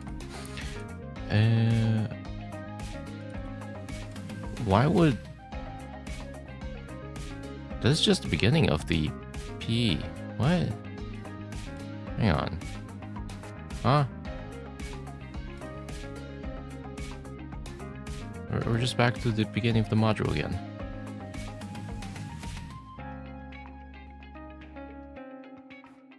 What? That's the same thing, no?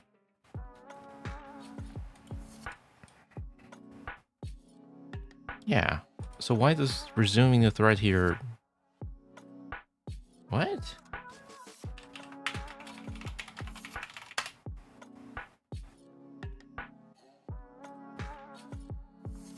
How does resuming the thread here cause... Oh, wait. No. I've been looking at the wrong parameter. Right.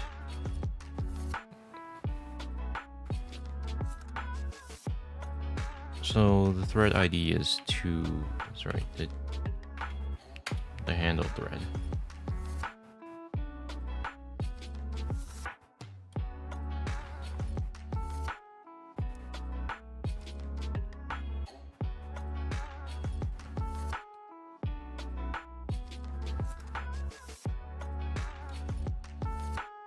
Okay, but I still don't understand.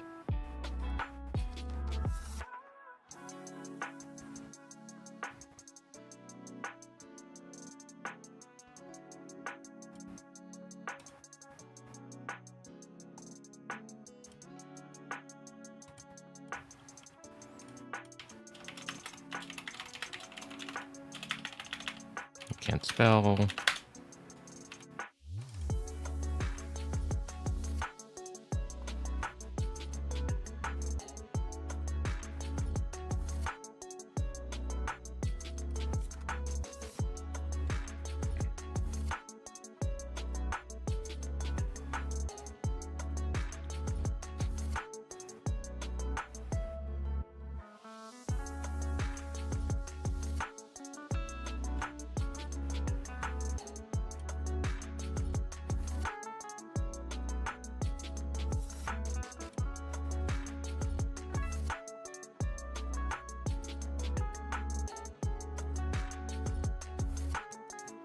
Oh.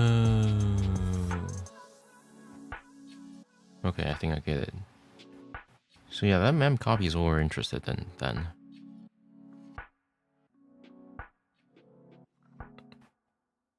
Where's the source from? Doesn't say. Thanks. Very cool.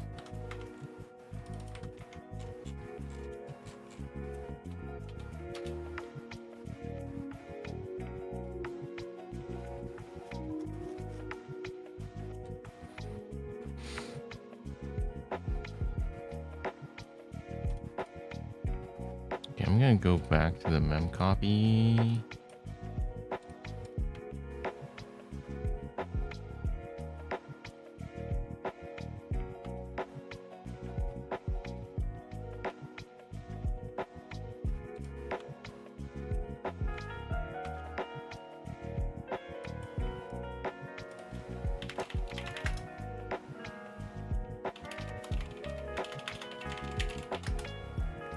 RDX R8.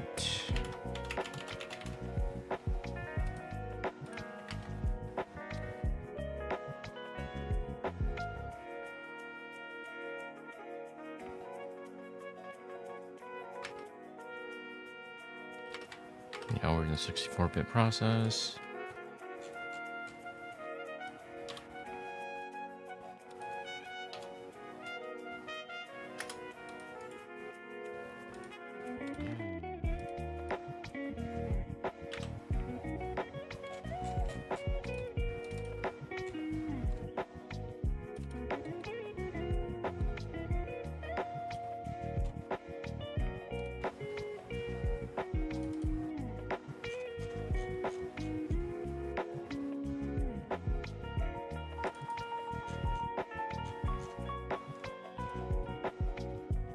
I assume the payload is at the front.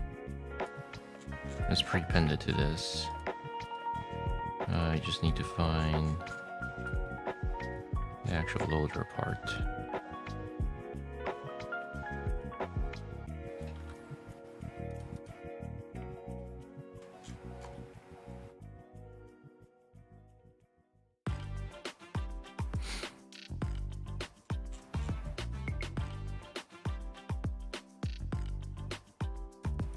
Wait, is this donut? Hang on.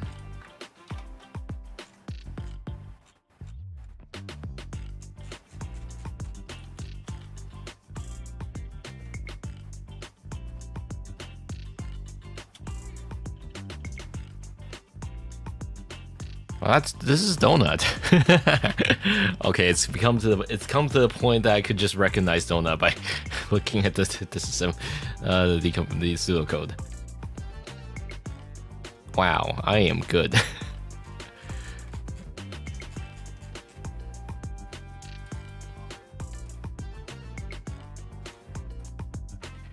Now I just need to find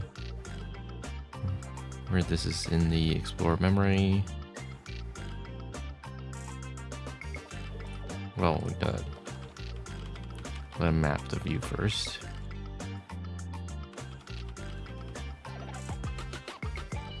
This is a malware program we're looking at. Yes, that is mostly the point of REWorkshop. We look at malware, and today we are specifically talking about the Gh0st family of malware, which is very prevalent amongst Chinese hackers.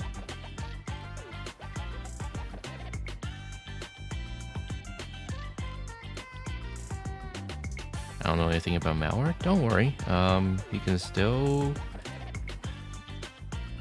sit around and learn what these things are doing by just listening to me explaining things.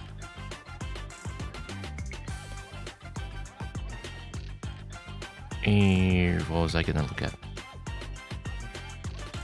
Right. Give me another instance of x64 debug. No, that is no the U. Thank you. Explore. We are going to find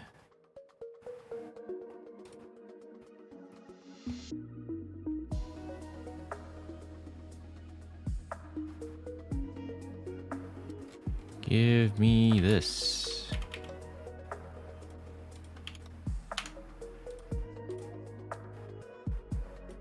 There should probably be an ERW section, right?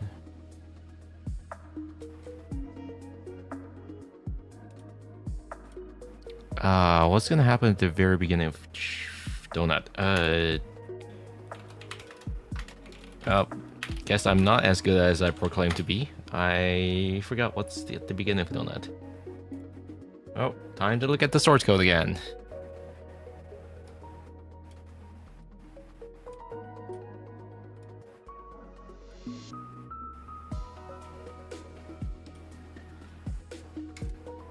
Let's see.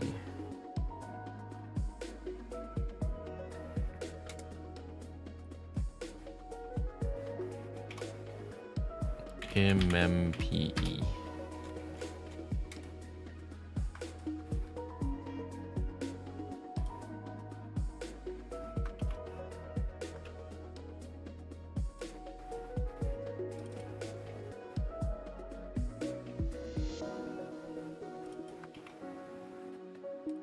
Where's the main proc?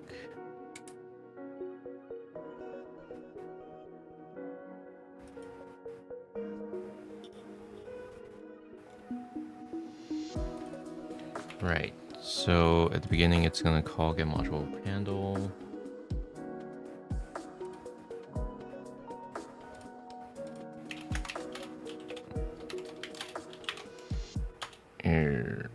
Right.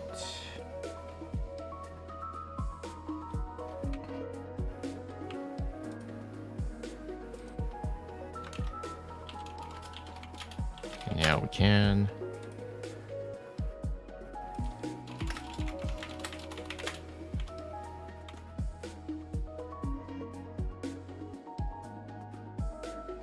Okay, at this point it's already loaded. God damn it.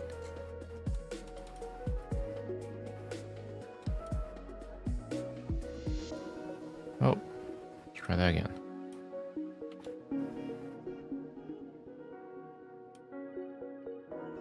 I mean, okay. We don't really need to do that. We can just do this.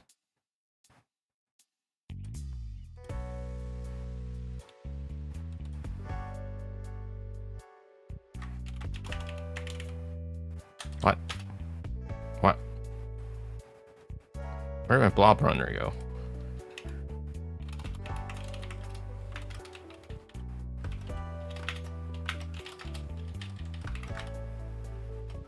Okay. Thanks.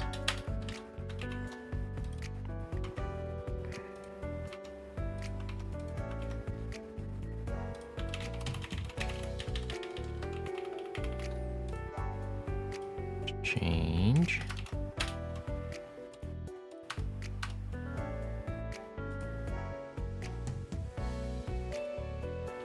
Go here. Try that again.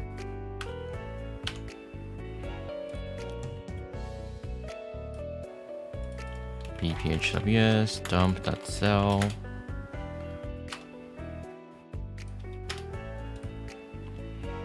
Okay. I can already tell you that the actual P injection part or running part is gonna be at, where's the main?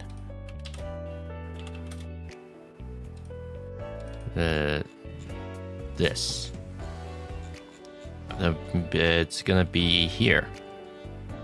So we set a breakpoint here.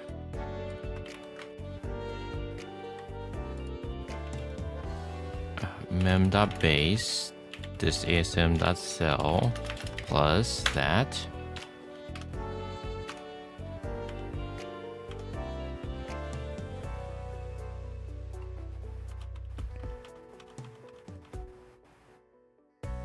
BBA here. Yeah.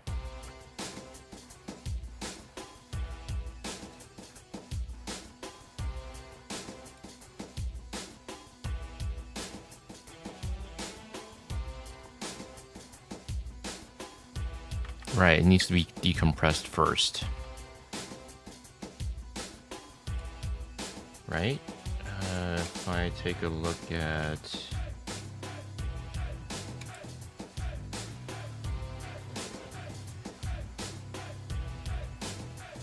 Yeah, this is probably APD pack. So this is probably the out buffer. Yep. Just like that. There's the payload. Easy.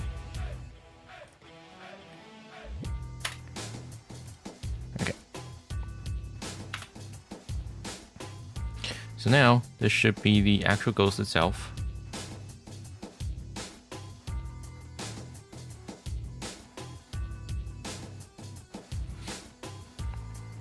And we can verify this to see to see if our YAR rule works. So we do this. We do this. Nope, doesn't match. Okay, time to see what's going on here. This is actually Gh0st.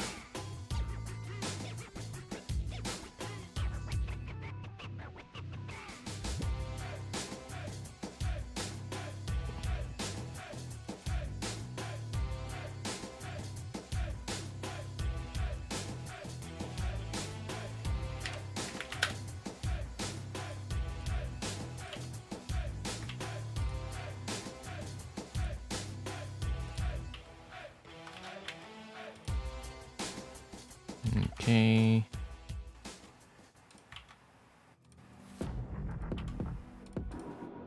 Yep, nope.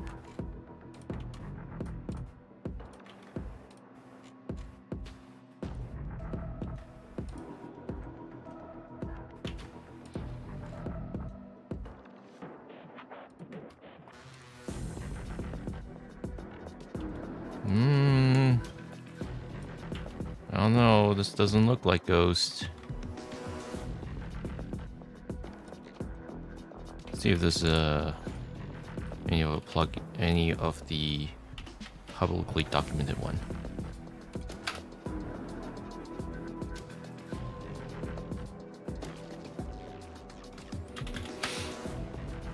GitHub.com. Oh my god, don't take me to GitHub.dev.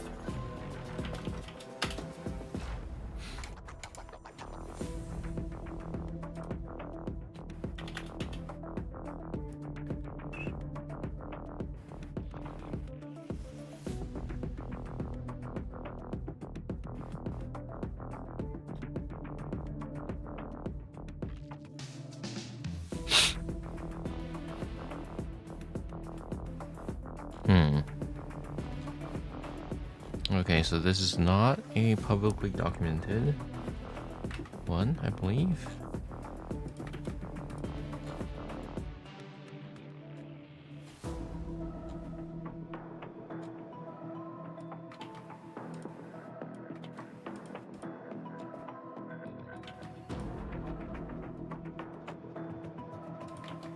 I wish Ida is a little bit smarter at this.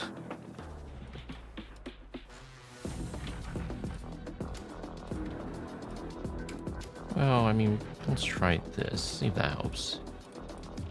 Nope, doesn't help. I mean, this part looks like a typical Ghost AV detection list, but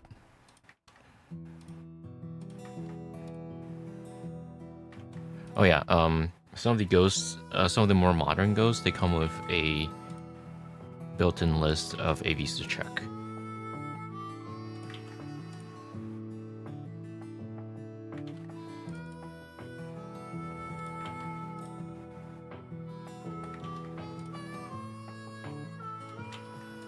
This list is pretty well known. If you take a look at the ghosts these days, you'll find a similar list in all of them.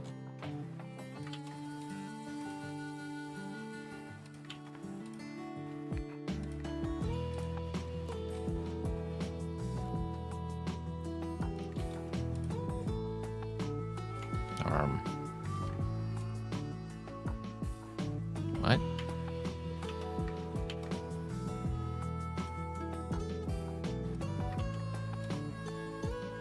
Okay, that doesn't translate to anything. Okay. Lots of all these USDTs.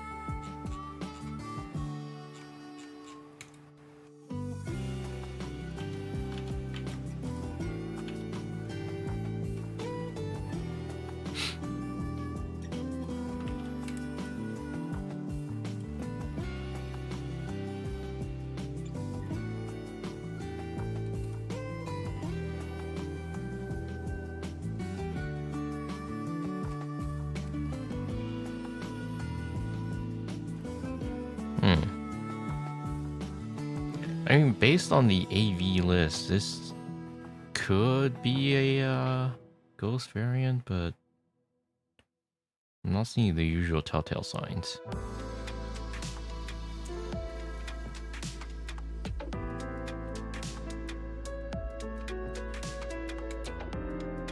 So this one's called Command Handler, Keyboard Record. That's about it.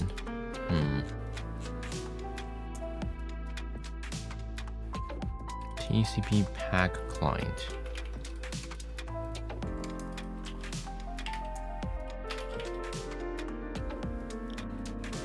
Oh, that's HB socket. Right. Okay. Do you think my HB socket rule works here?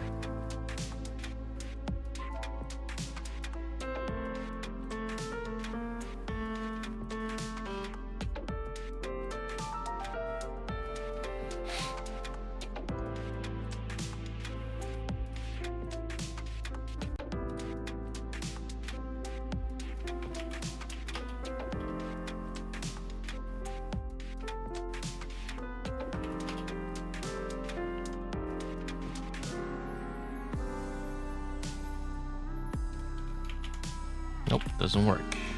Interesting.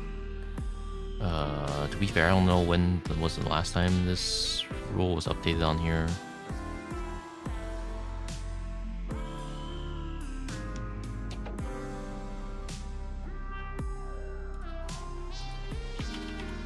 Oh, nope, that is definitely really old. Okay, what?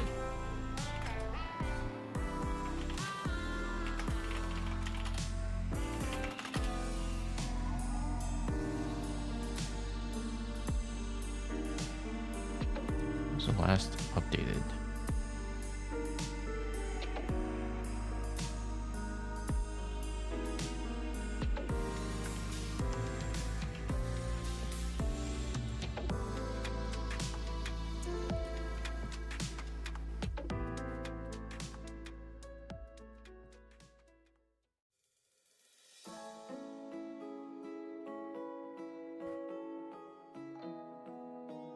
Funnily enough, someone apparently added a new HP socket rule, and then they realized after the PR has been merged, I guess no one noticed that there was already an HP socket rule. So someone added another rule, and then they're like, oh shit, someone else already done it. And that someone else was me.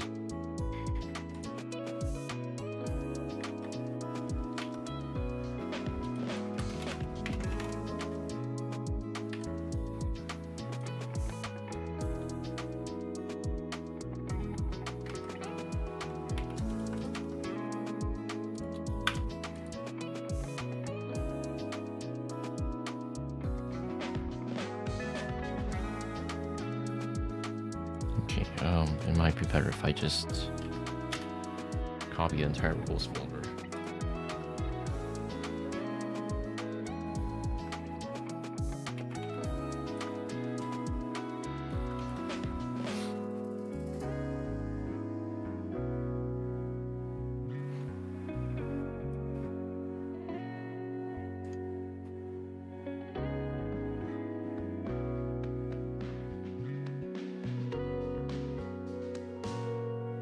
Maybe don't copy the Git folder.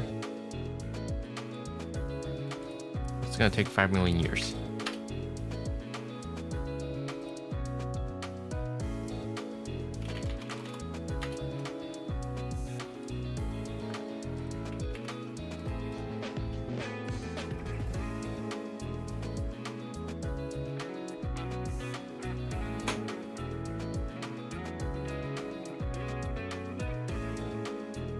I should probably write a few more new copper rules.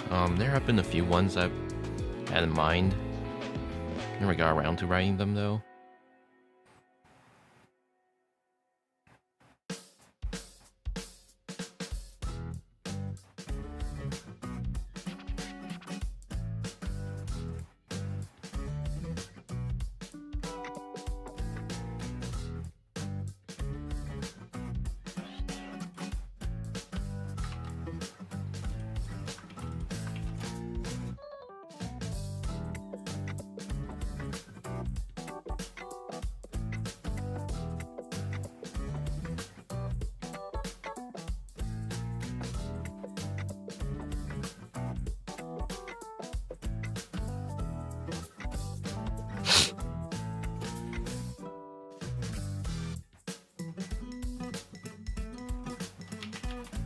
Oh, okay, this doesn't match. No, it does match. Okay, that's what I thought.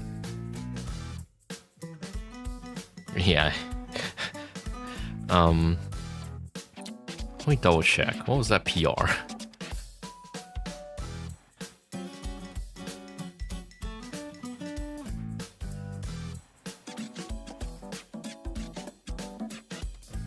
HP socket.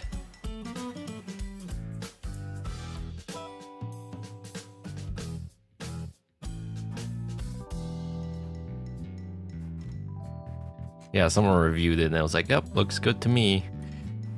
And then they pinged me a little bit later. They're like, oh, shoot, there was already a rule for it.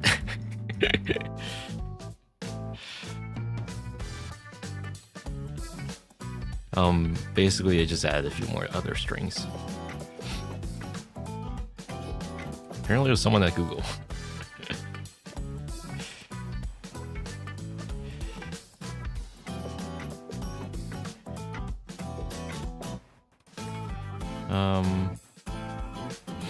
Okay, good to see that this rule still works. But okay, so we know this is a newer version that uses HP socket.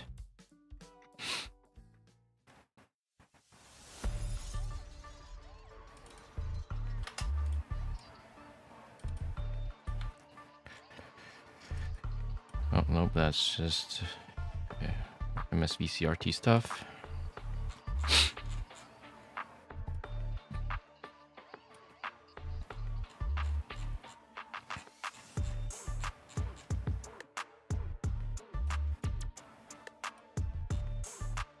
We'll be able to tell if this is Ghost by going out. How's AC working? So I found a workaround. So the issue only happens when I put the AC into silent mode, which is ideally how I like it to run.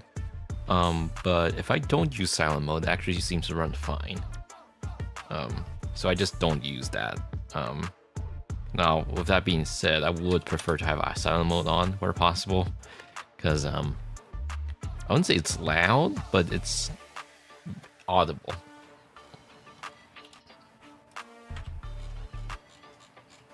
It's this wind is a little stronger than what I would have liked.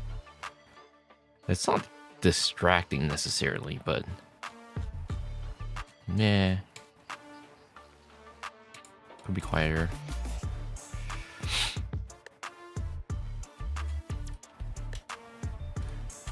Okay, so I don't know what Gh0st variant this is. Did someone already... Is this already on VT?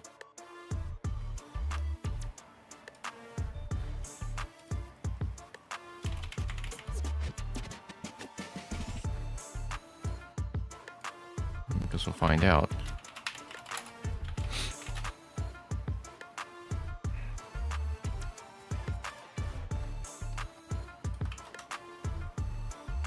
Oh, no, it is not. Okay. Well, I mean, this is a public sample. So that's fine. I'll just upload it.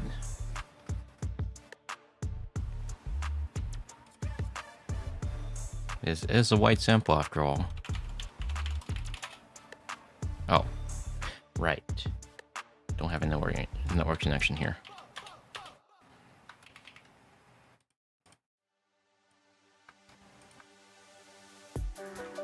Sometimes I wish you could submit samples through Tor to VirSolo. That's not a thing I can do.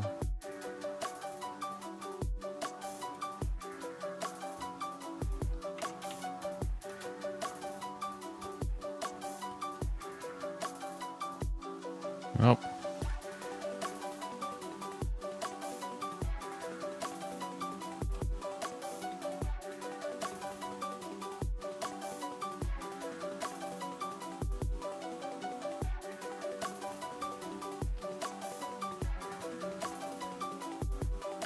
I actually didn't realize Google has its own detection engine. Google detected. Very, very descriptive. Thank you.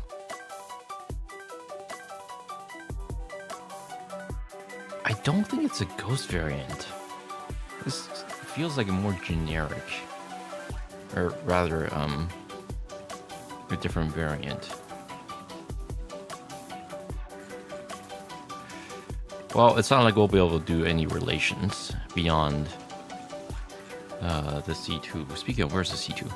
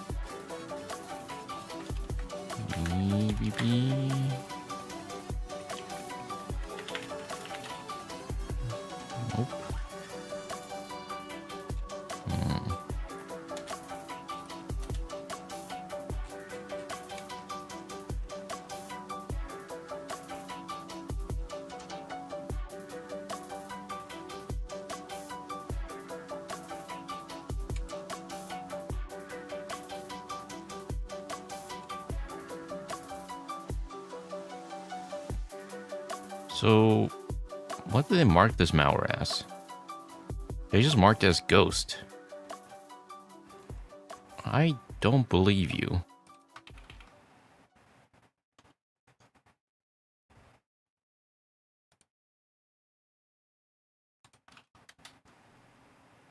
Is this posted on Twitter? It is not. Who reported this? Ooh, okay, they uploaded a lot of samples.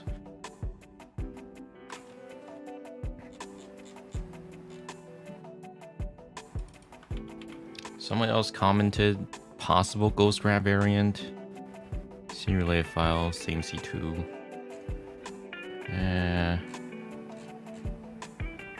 Alright. I'll believe it's Chinese, but I don't know if that would consider this. Also, what is a USDT hijack? Like the cryptocurrency?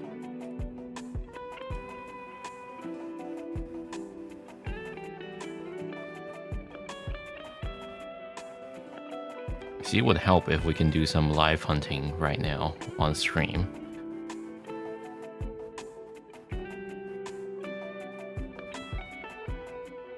But obviously we don't have access to VT. Well, not Enterprise anyways.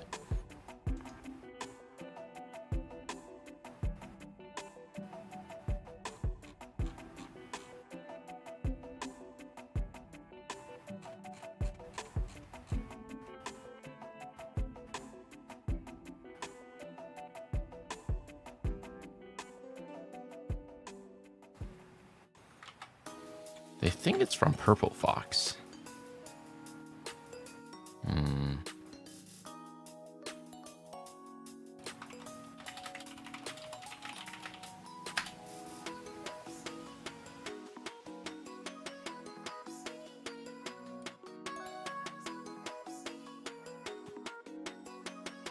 Another person is saying it's from Silver Fox. What?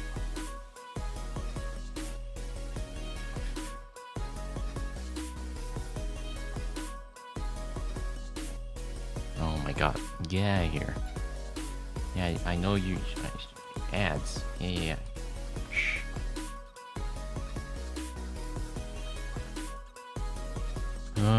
Yep, more fake software. Can I? I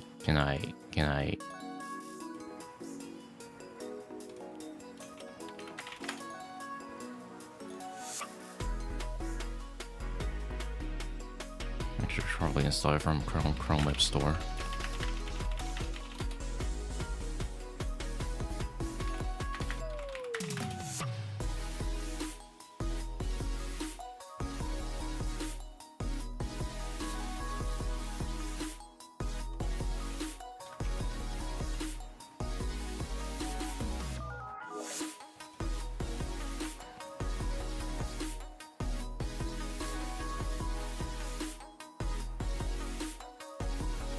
Here we go.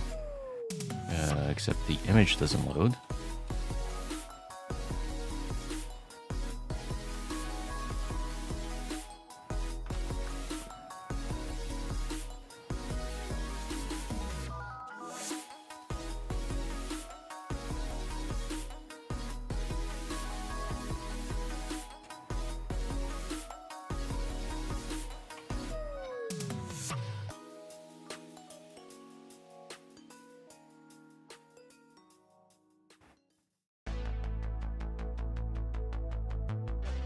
I love JavaScript.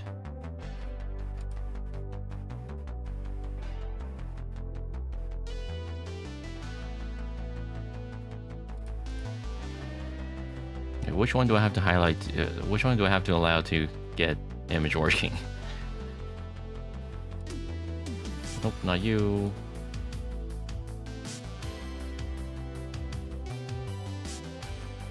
Not you either.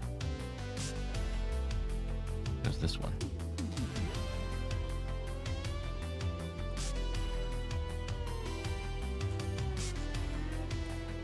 now it's except this one is now screwed with it.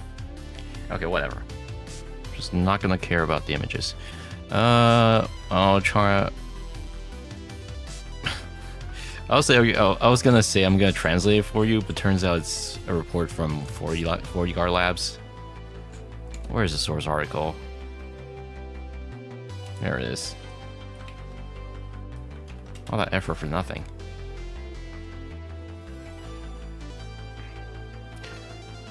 This was reported in 2025 September. Ah, it's this campaign again, of course.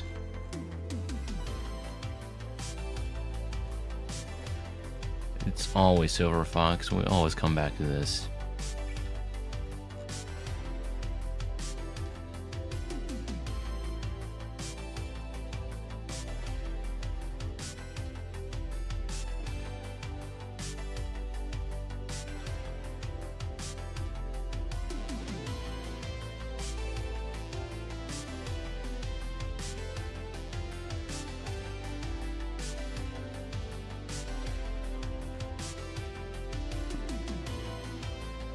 So what do they classify this as?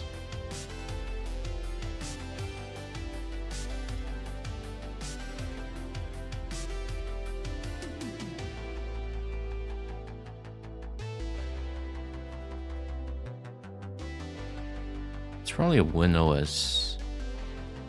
Okay, so it's a variant of WinOS, which is outside of the scope of what we're talking about today. Well, if you're interested, here's a WinOS sample, and here's the hash, if you want. Go take a look, or something. Maybe I could upload it on Bazaar. Yeah, you know what, sure.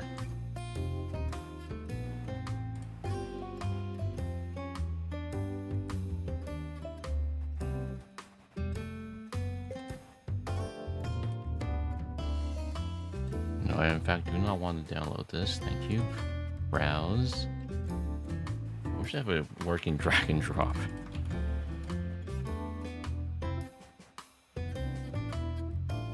Oh wait, I should probably exclude this tab.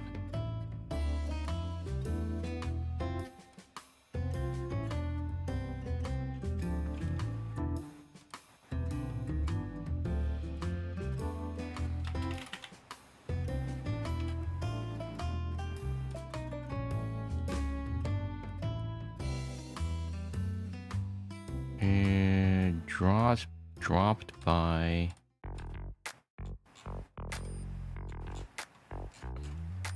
you.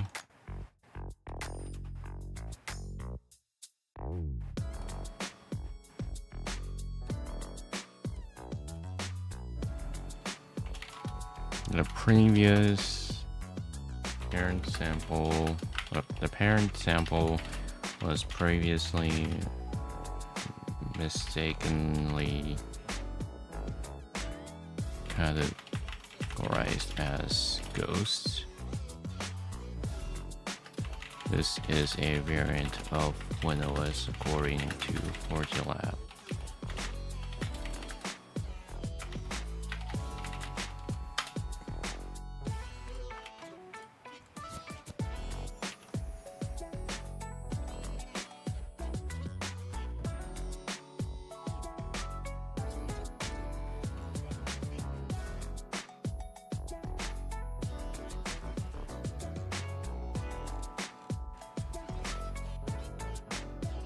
Okay.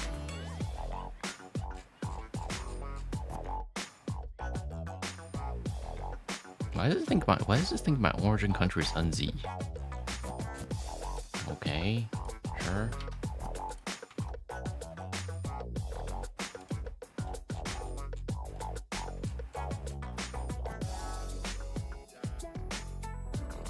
Well, I am going to put this YARU up on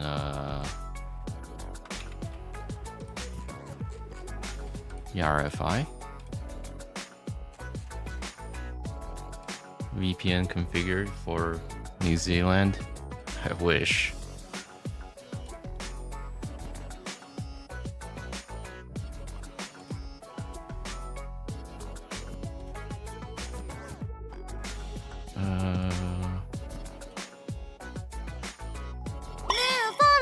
thank you for follow.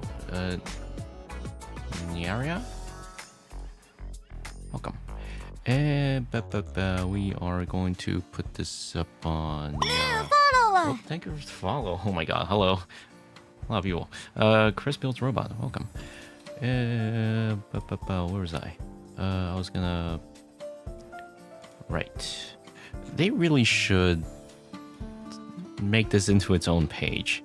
Why do I have to come into the profile section to upload a Yara rule? Okay, whatever. Oh, by the way, how did our previous Yara rule do? Pretty good. None have matched for the bad IS though.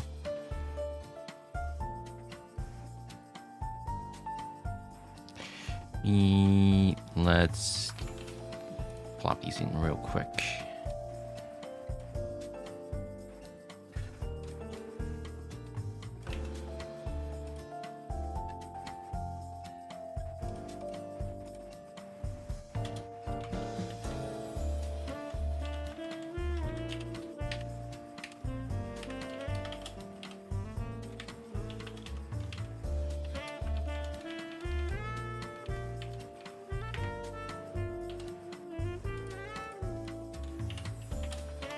Insert date. That's not a thing. Okay. 2025. Yep. That. Yarhub license. I think I've always done CC0, right? I mean, I already forgot what my previous Yara rules are like. Yara hub.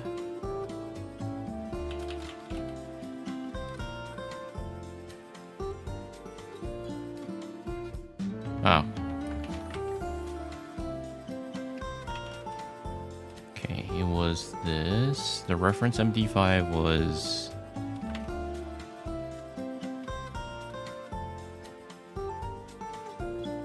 this one.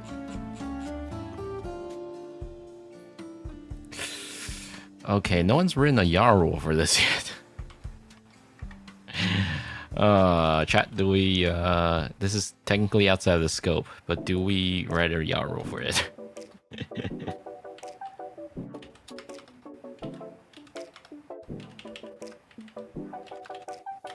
Generic ghost. What if you wrote one, but it turns out there is one? No, there isn't. Look. Oh, not you. Look. There's no matches. Well, I mean, the one matches are like generic.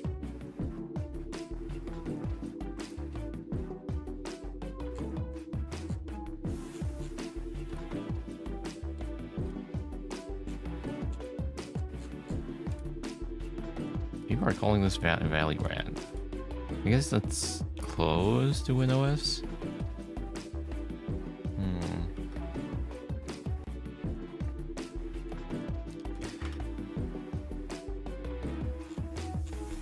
Nah, we came here for a Gh0st RAT. We'll just leave it at that. Right one? And... okay, fine.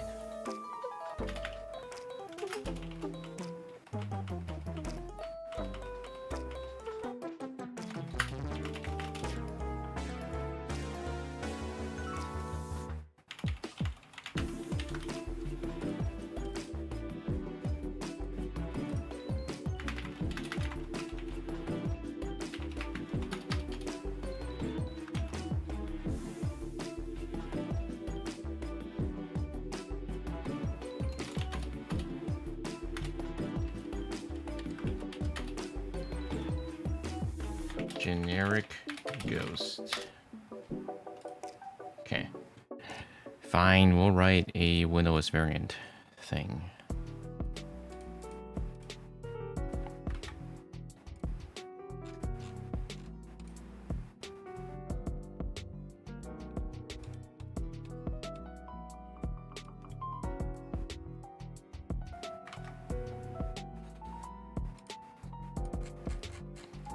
Might as well drop down the author field as well.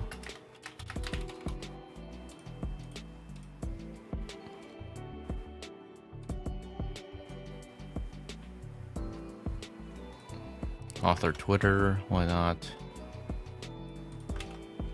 Plug my Twitter handle, sure.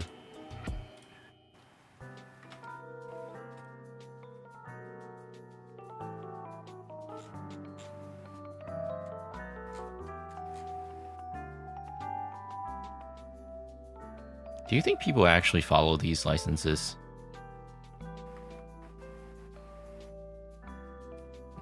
And how much do you want to bet the URLs I've written have been used in commercial solutions? Where I explicitly said no.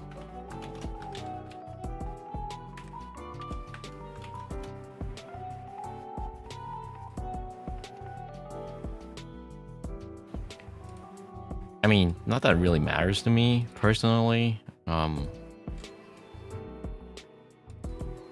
I know my rules in COPPA have already been used in production by Google, so...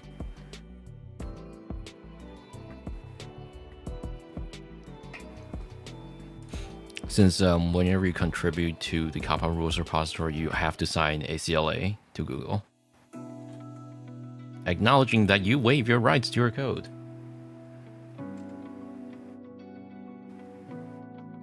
Hello, Doge. We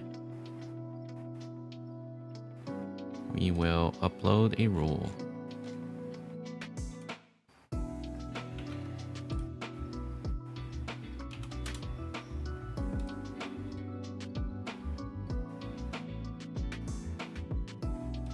I think no one's bothered to write a rule for Ghost just because how prevalent it is.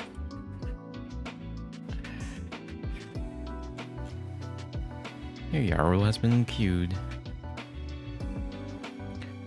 How come our previous Ghost variant only had like 6 matches? It's very low detection.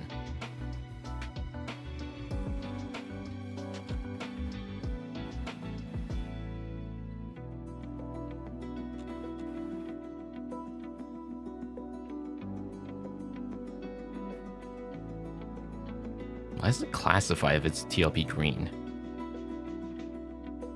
Okay.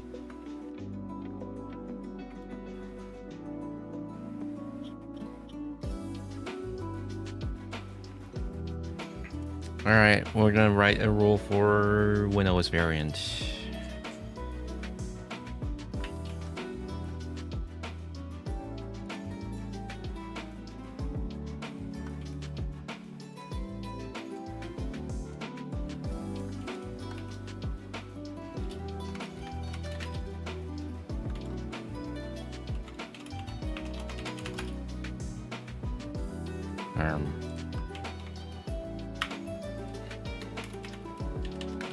Yar.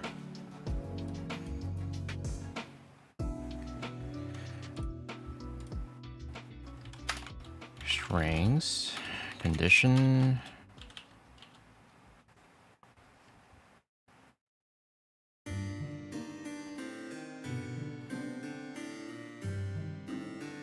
Oh. Wait, I put the wrong delete. Oops. I just realized I put the wrong wrong MD5 hash. Oops.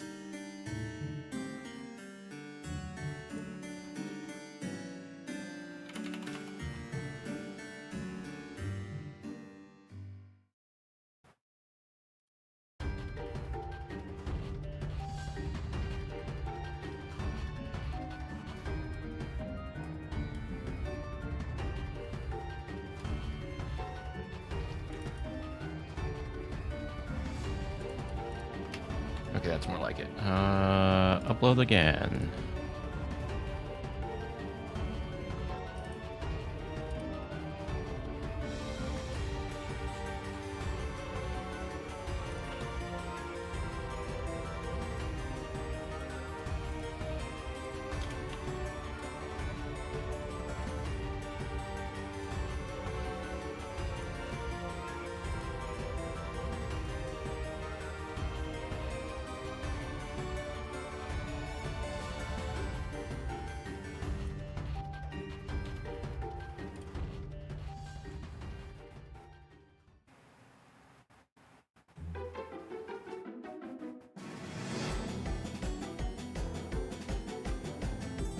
Wait, what?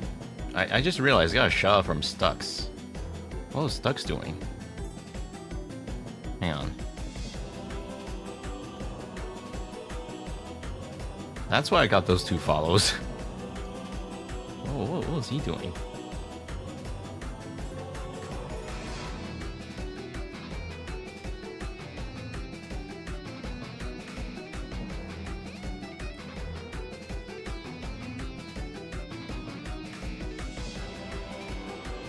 What? Well, they don't have their bot up, so I don't even know what they were doing. Thank you, sucks. You know what? Sure. Let me do a shout out back.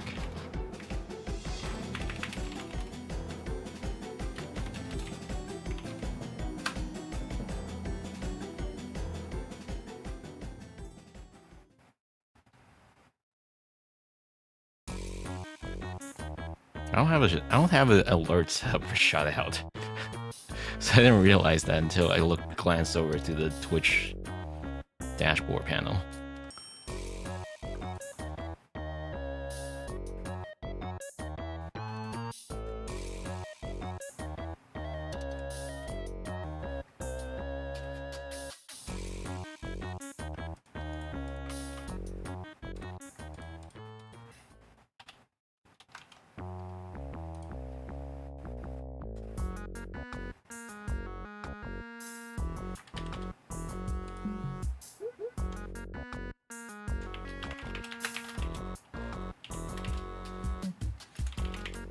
Assume these are ASCII? Yeah, they are. We can get rid of these.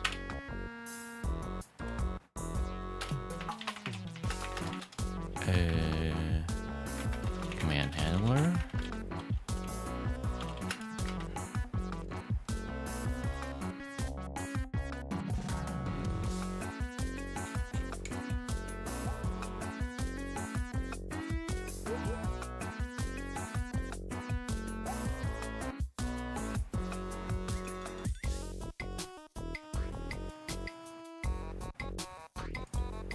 Isn't there an AV list?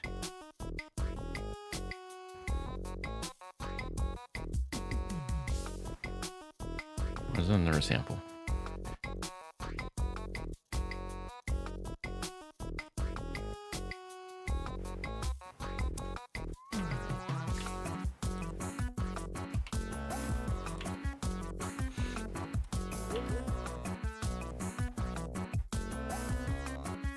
What? Is this a comment left by a developer? What? Hang on.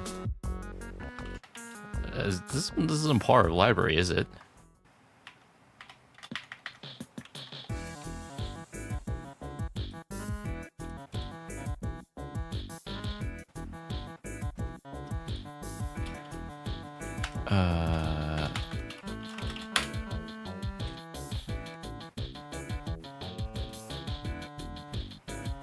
Okay.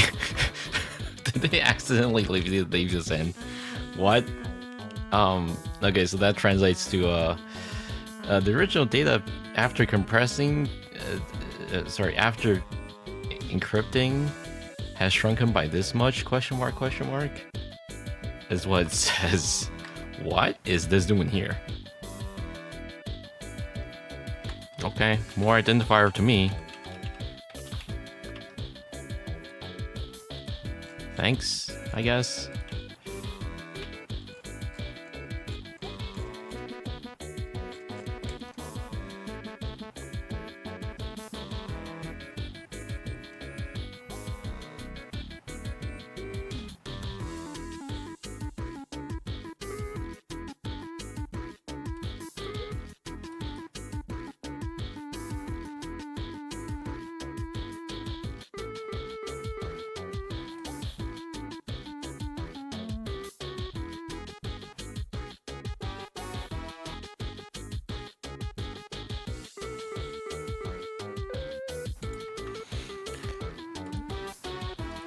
I've been thinking about playing the new Pokemon. I don't have Switch 2. Probably not gonna stream it though, if I do play it.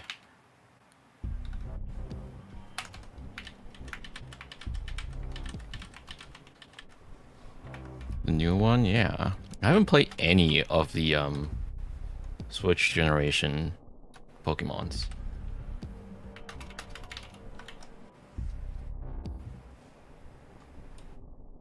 It's actually originally decent.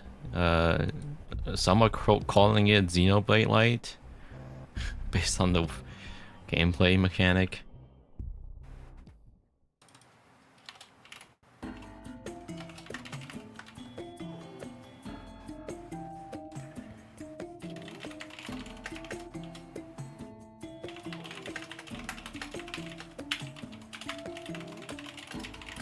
Oh.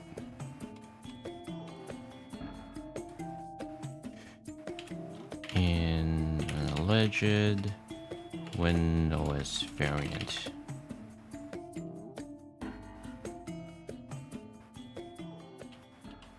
Reference.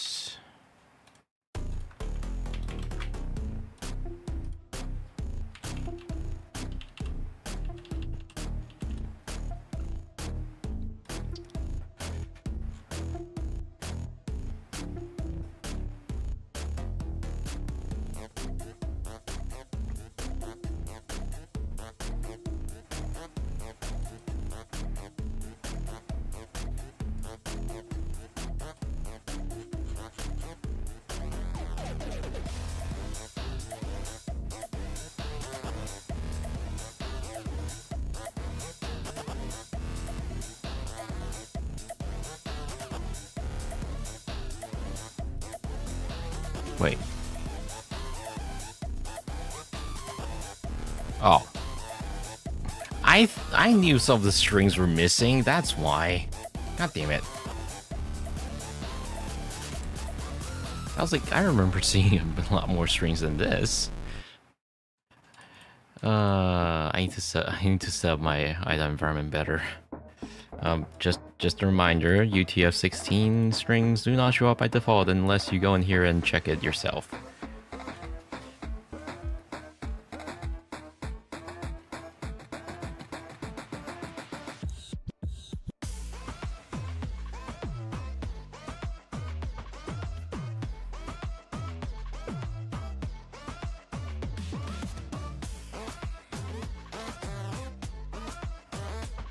Yeah, it's a Bitcoin address, sorry, the crypto wallet address hijacking.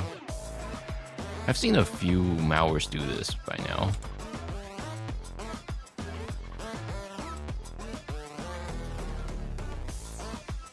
I don't understand why it's so popular. But I guess it must work, otherwise they wouldn't be doing it.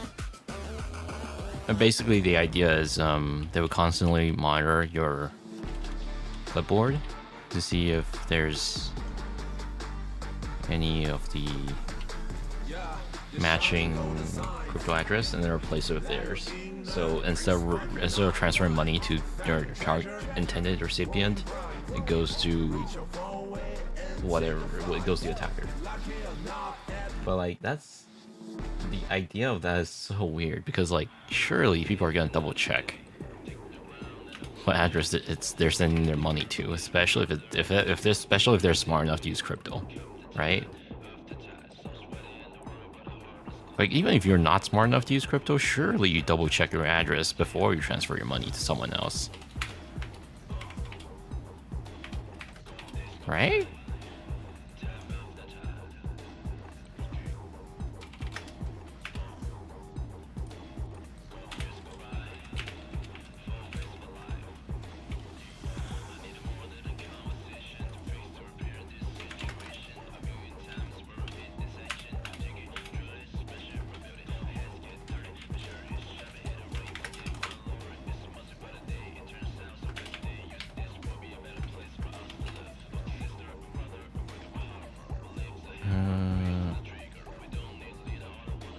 Right. Yeah, that's what I was afraid was gonna happen. So what we're gonna do is we're gonna have to copy the Hexify representation of it.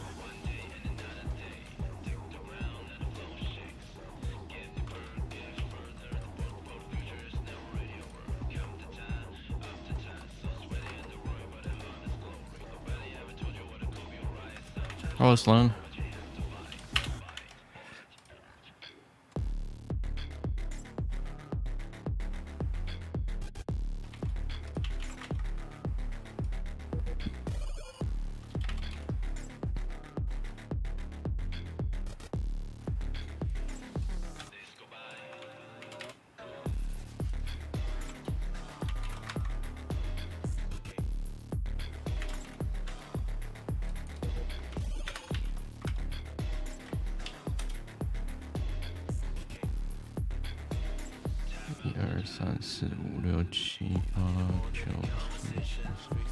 Okay, let's do 5 of them. Or 5 of SDR.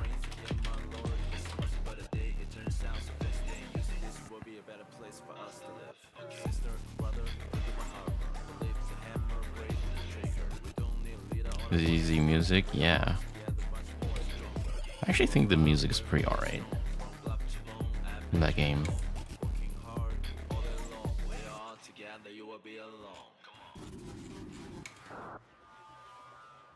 I think to release a newer version of the soundtrack though, because it's outdated a little bit already. Also, I haven't touched the game in like half a year or more.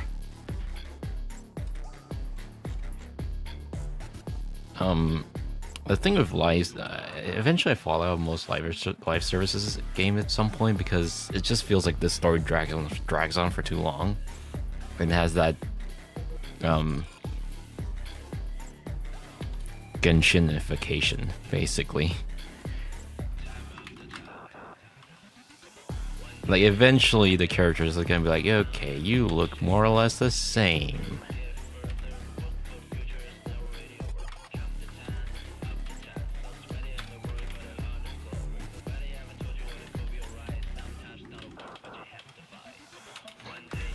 Now with that being said, I somehow don't feel that way with Nikkei, which is weird. Because I've been playing Nikkei for like since launch day. I still play it.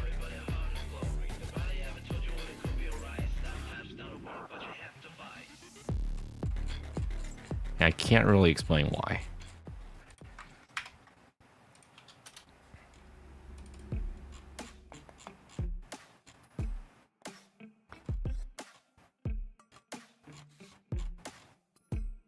You still have time for it? Yeah, I mean, it's at least a lot less of a pain to bring out up to play on mobile.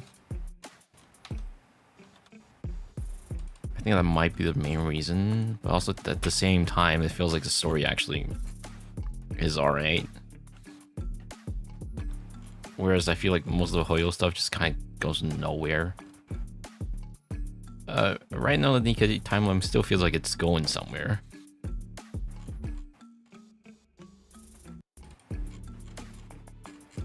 Now, that being said, we are like 34 chapters in, or 43, I forgot.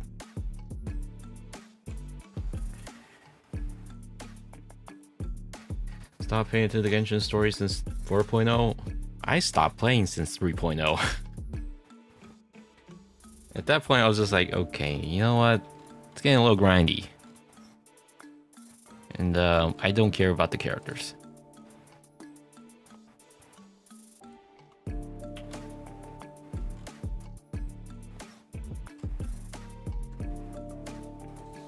Takes 0 XP.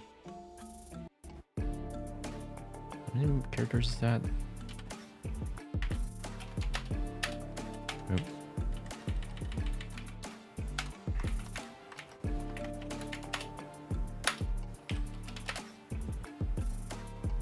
Oh.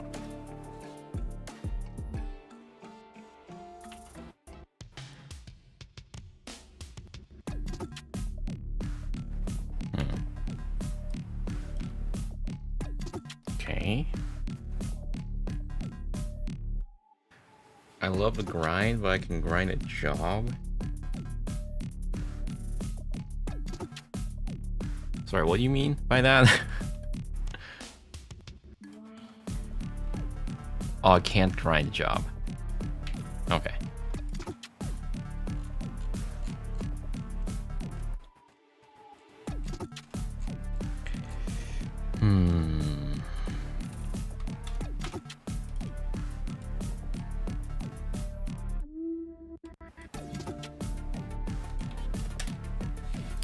can I... Well, no, it's a jump table. Okay, hang on a second. I'll be right back. Yeah, restroom break.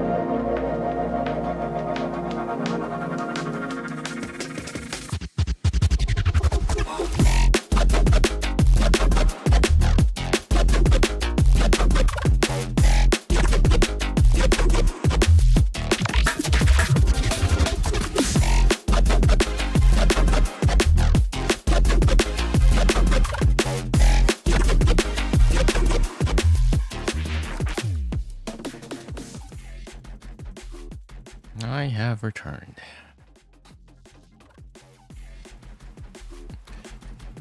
Alright, what's a good place so we can...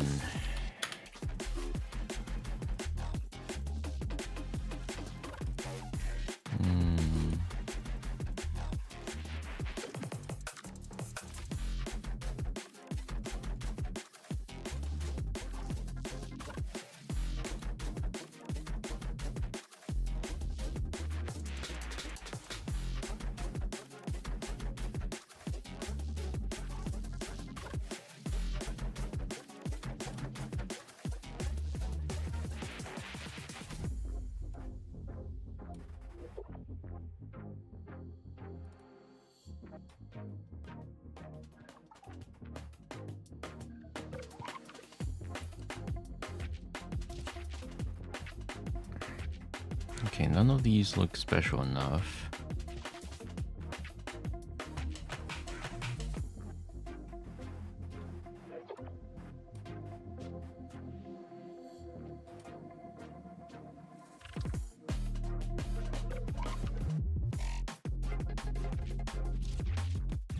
Need some ridiculous looking piece of code.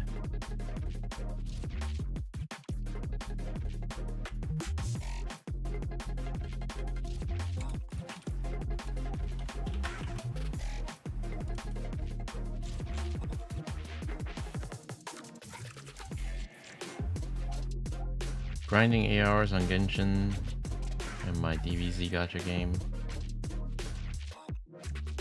No problem learning CompTIA. I can't pay attention for longer than 5 minutes. So true. Where's the RC4 being used?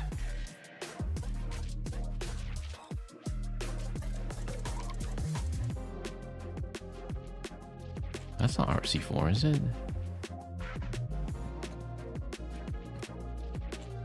No, that's false positive.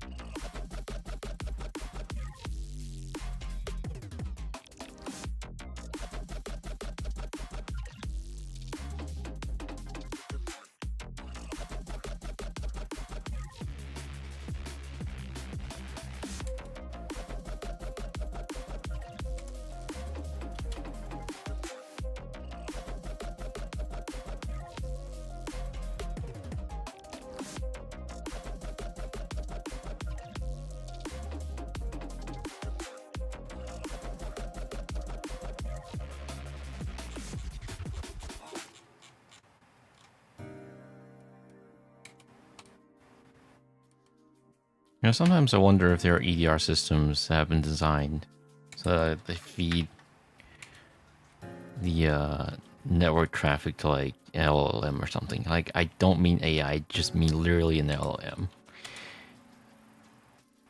Like, has anyone come up with this stupid idea where they just ask an LLM to see if this looks like a malicious domain?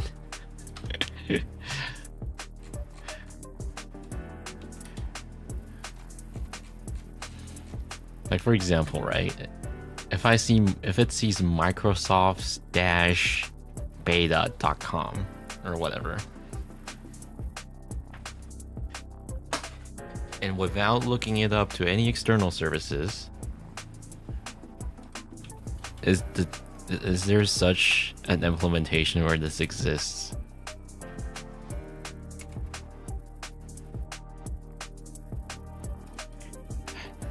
Like, it sounds kind of effective, but obviously not realistic to implement. Basically, look through data I've seen before. No. I mean, like, you know how some humans look at a typo squatting domain, they can immediately tell, that looks like a typo squatting domain, right? So if it's seen something that looks obviously like a typo squatting domain, because like there's no realistic indicator or like a written rule you can write, right? Well, I mean, you probably could with regex, but like, you know, there are like so many different ways to come up with domain names. So wouldn't it be faster to just ask an LLM?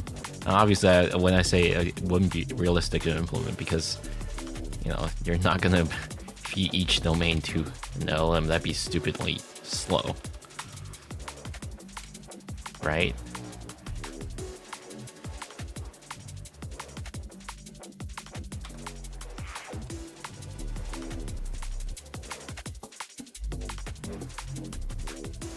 A model to identify all the ways to catch that. Yeah, something like that.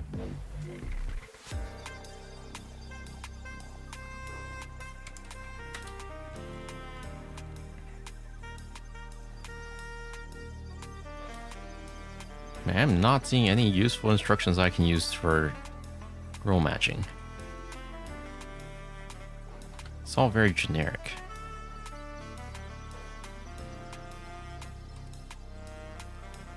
Except maybe this part.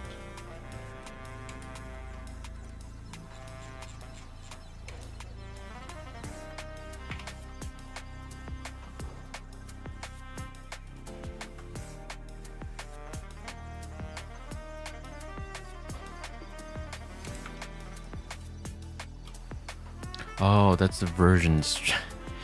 That's the date timestamp. I was like, I wonder what this stands for. Oh, wait, 2025-0805. Okay.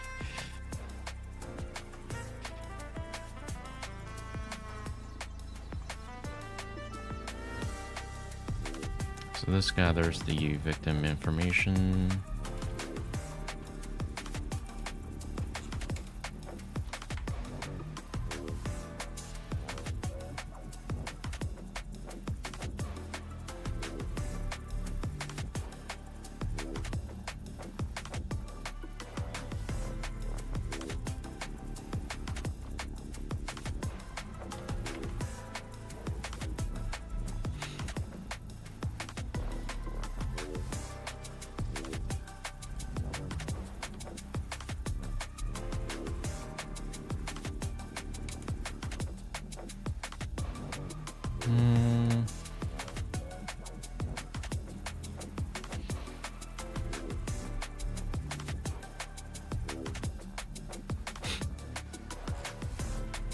Okay, there is a chance we can use something here. By the way, the other day I realized it turns out all the LMs suck at writing Yara rules. Okay, I didn't just realize that the other day, but like, you know, I had to confirm my suspicion once again yesterday. I mean, earlier this week. Because when I was writing a Yara rule, I was like, okay, I don't know what condition to write if I wanted to match 2 or more of the rules sets, because that's not a thing in Yara Legacy apparently.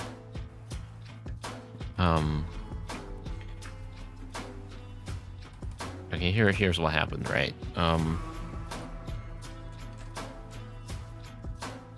I still have the chat log that I sent my friend.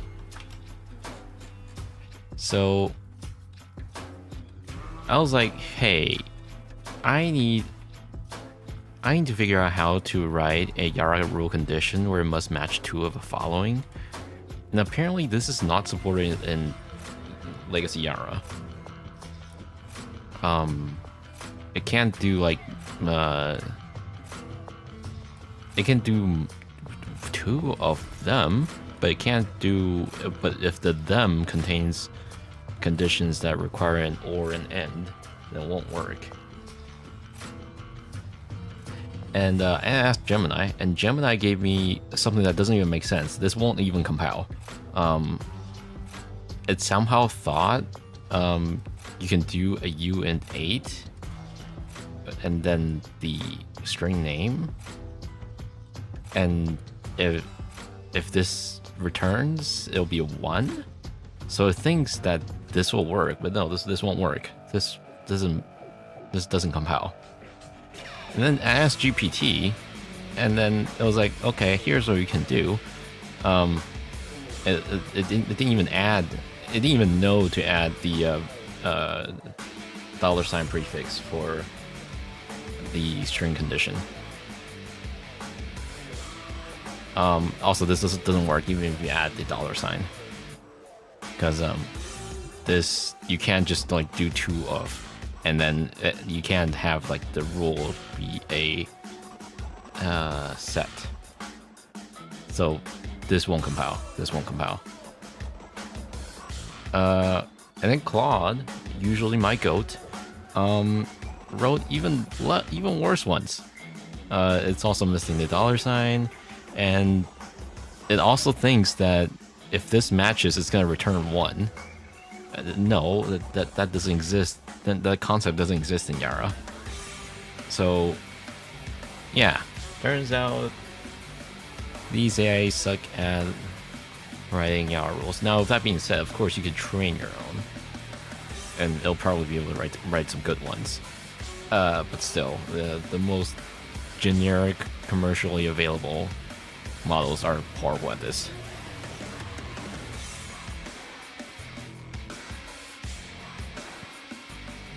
Now, where was I?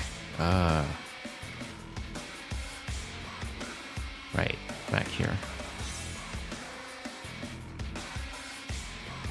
Because like, it also kind of sucks because like this feels like one of those things that LLMs could be good at, but as it stands, none of them are good at it.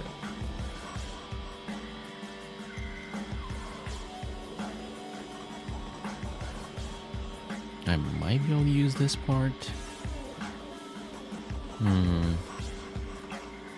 Okay, this looks reasonable, I think.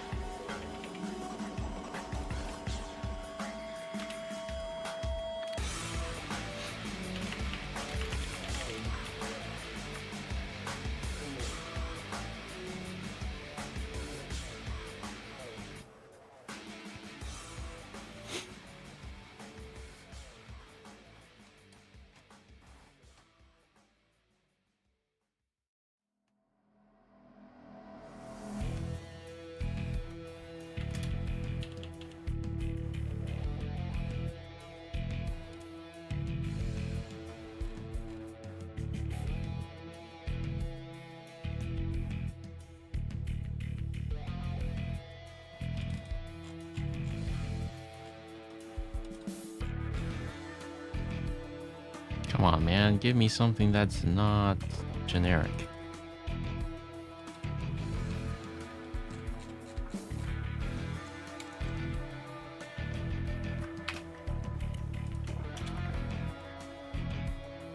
By the way, I didn't realize this was a thing until I saw a screenshot of someone doing this at VB. I didn't know you could collapse the local declarations. Because, like, this used to be a huge pain. Because, like, this is so long. After I'm going to, like, scroll through all that. No, it turns out you can just collapse it.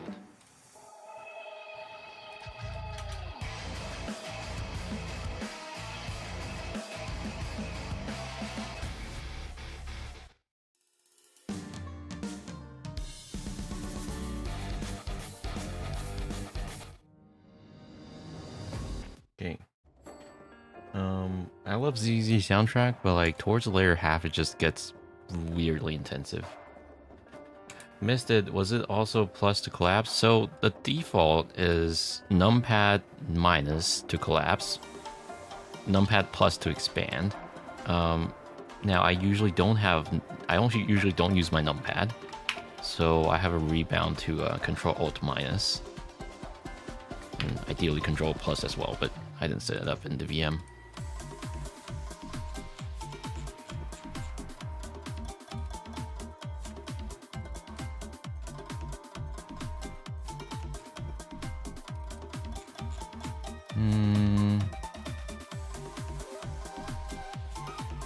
No.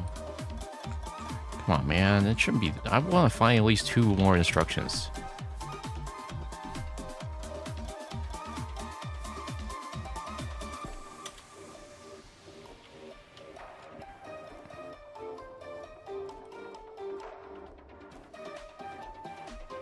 Wasn't there a driver.bin or something?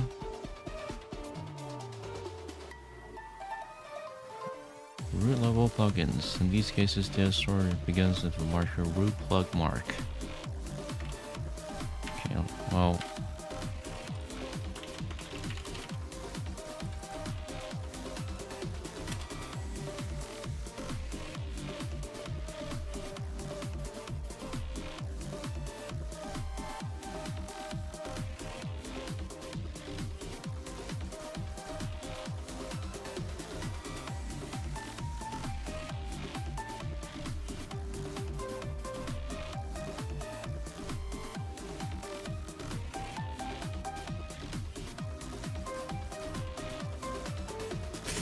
Oh, I wish I have VT right now. Otherwise I could validate if this is a common thing, because I don't think I've seen something like that before. That or 17. Sorry, and.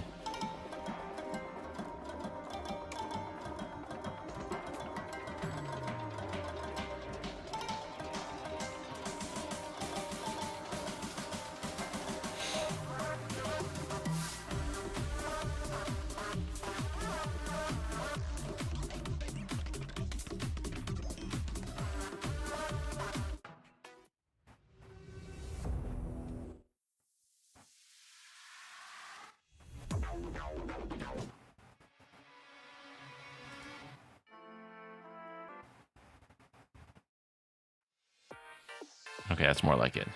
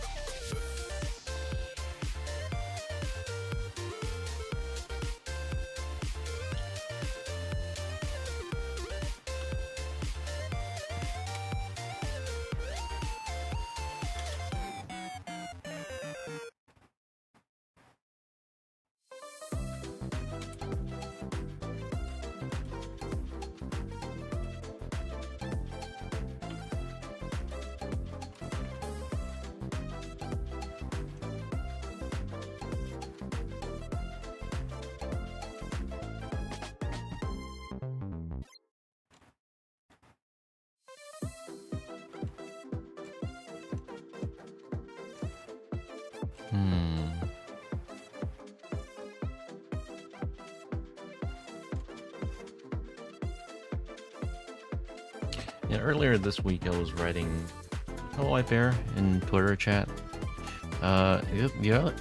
Earlier this week I was writing a YARL for Havoc, you know, the open source C2 framework.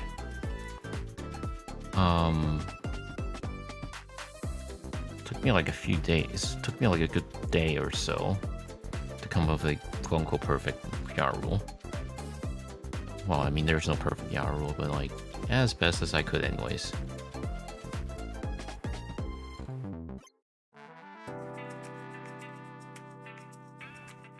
And it took a long time because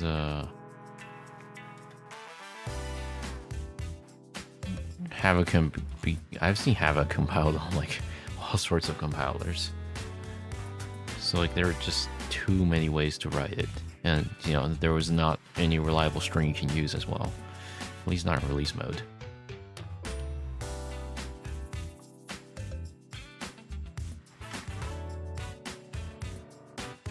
Oh, that was one of the reasons why I was why I even asked ChatGPT for this.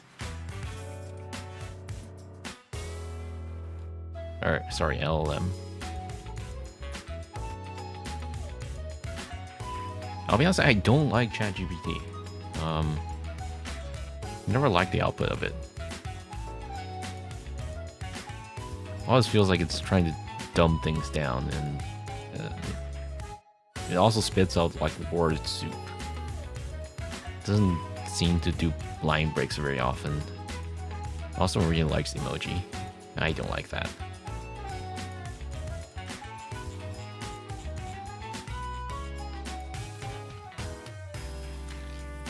Like, the thing is, the way the thing it spits out, like you can tell it's obviously written by an AI.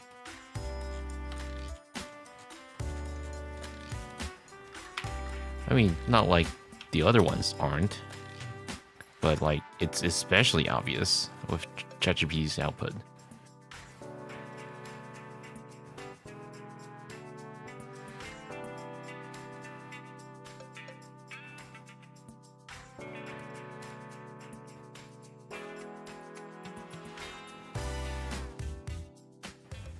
I feel like earlier versions have better output. Yeah, I didn't mind GPT-3 or even GPT-4.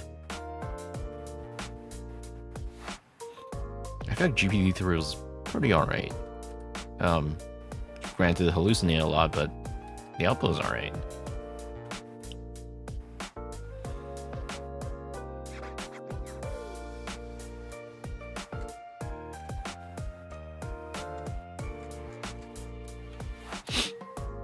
Less knowledge, better format, yeah.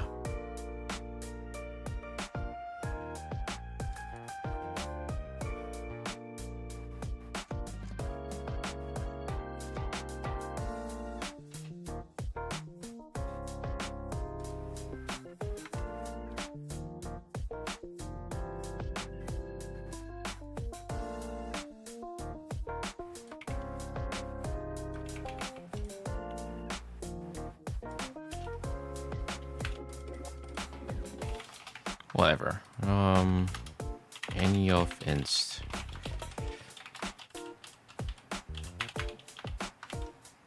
Okay.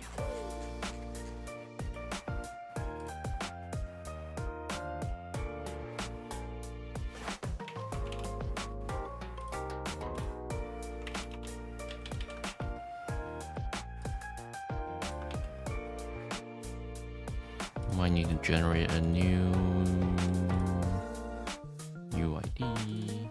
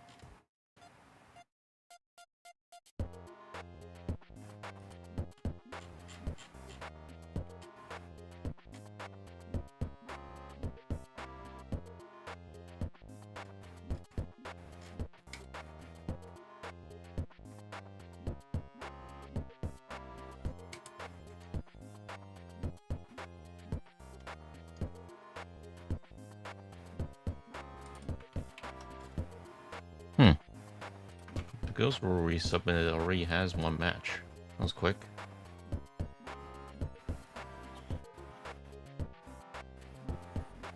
Let's see if our rule is correct.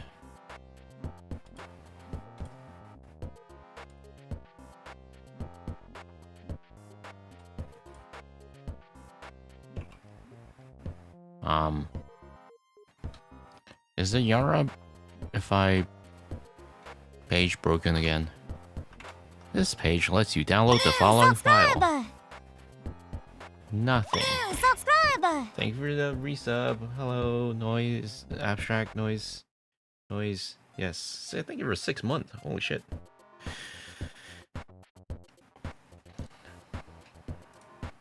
Okay, let's see if it's on my bizarre. I need to maybe ping. I need to talk to the folks at abuse.ch again, I guess.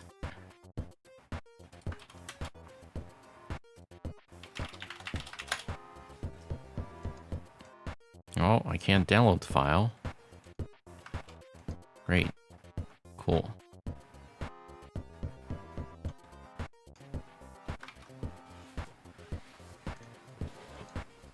Anyways.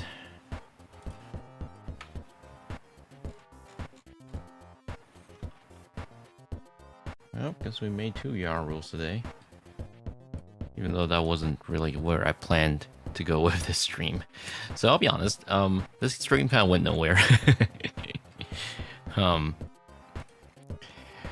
Maybe I should plan it a little bit more next time. So, originally what I had in mind was we would go through what the Gh0st is and how it's been used and what it looks like. But it feels more like I've been rambling this entire stream than having a focused, structured overview of the thing. If I were to do this again, which I plan on doing more, actually, because I think there's a lot that could be said for a lot of these malware families. If I were to do this again, I'd probably have a little overview, a little structure, a little script. Not like necessarily, you know, word by word, but like have an idea of what I want to talk about.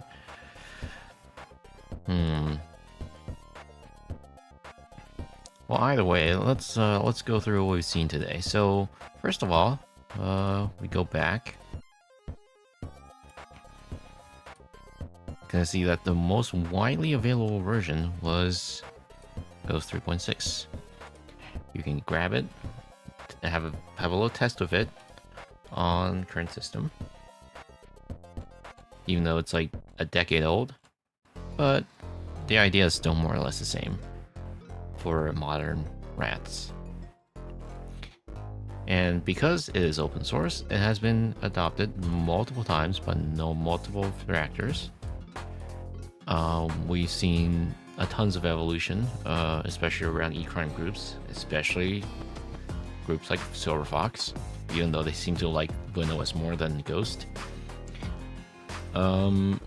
We've also seen Gh0st that have been used by various AE groups, like Black Tech. I think Black Tech's supposed to... No, wait, I'm thinking of a different group, not IPD41. Black Tech is its own group. They usually like to write their own malware, so I don't know why they specifically chose Gh0st for that specific incident. Anyways, after that, there will, and then ever since then, we have seen a ton of other open source forks that have their code based around the original Gh0st. Namely, the current one that is more popular is Simple Remoter, which we had demonstrated the features of on the screen. I want to put up the rules that we wrote today on GitHub, usual places.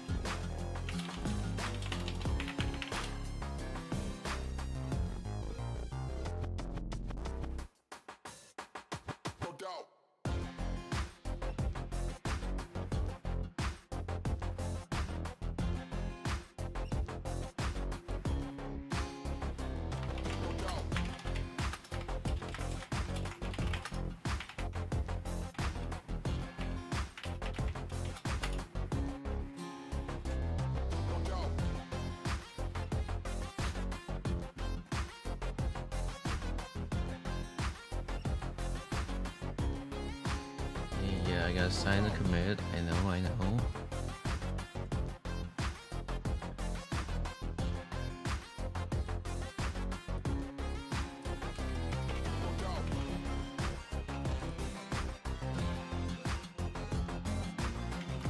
Push.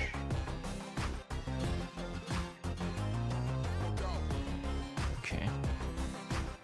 So now it is on GitHub. You can find it there. Here you go.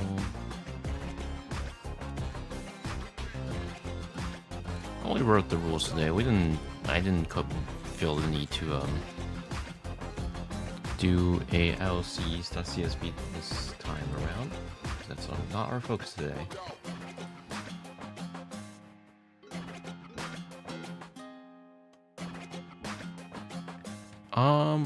Okay, I guess that will be it. I had something else in mind that I was gonna talk about, but I forgot. Trying to think.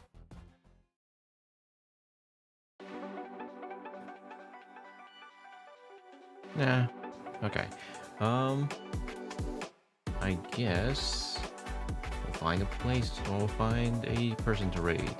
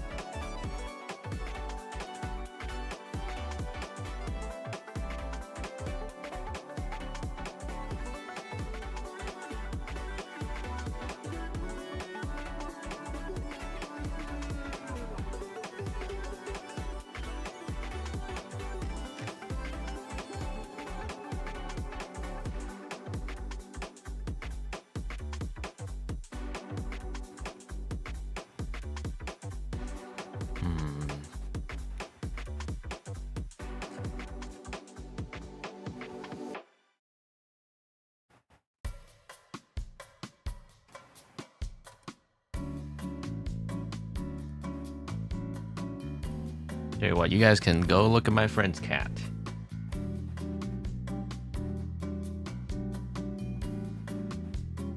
Which isn't even in frame right now, but you know what? You can look at the cats anyways.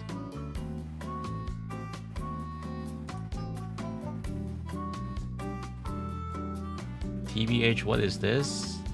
You just witnessed me about to end the stream. But feel free to go look back to the VOD to see what we did earlier today. And I'll see you guys later.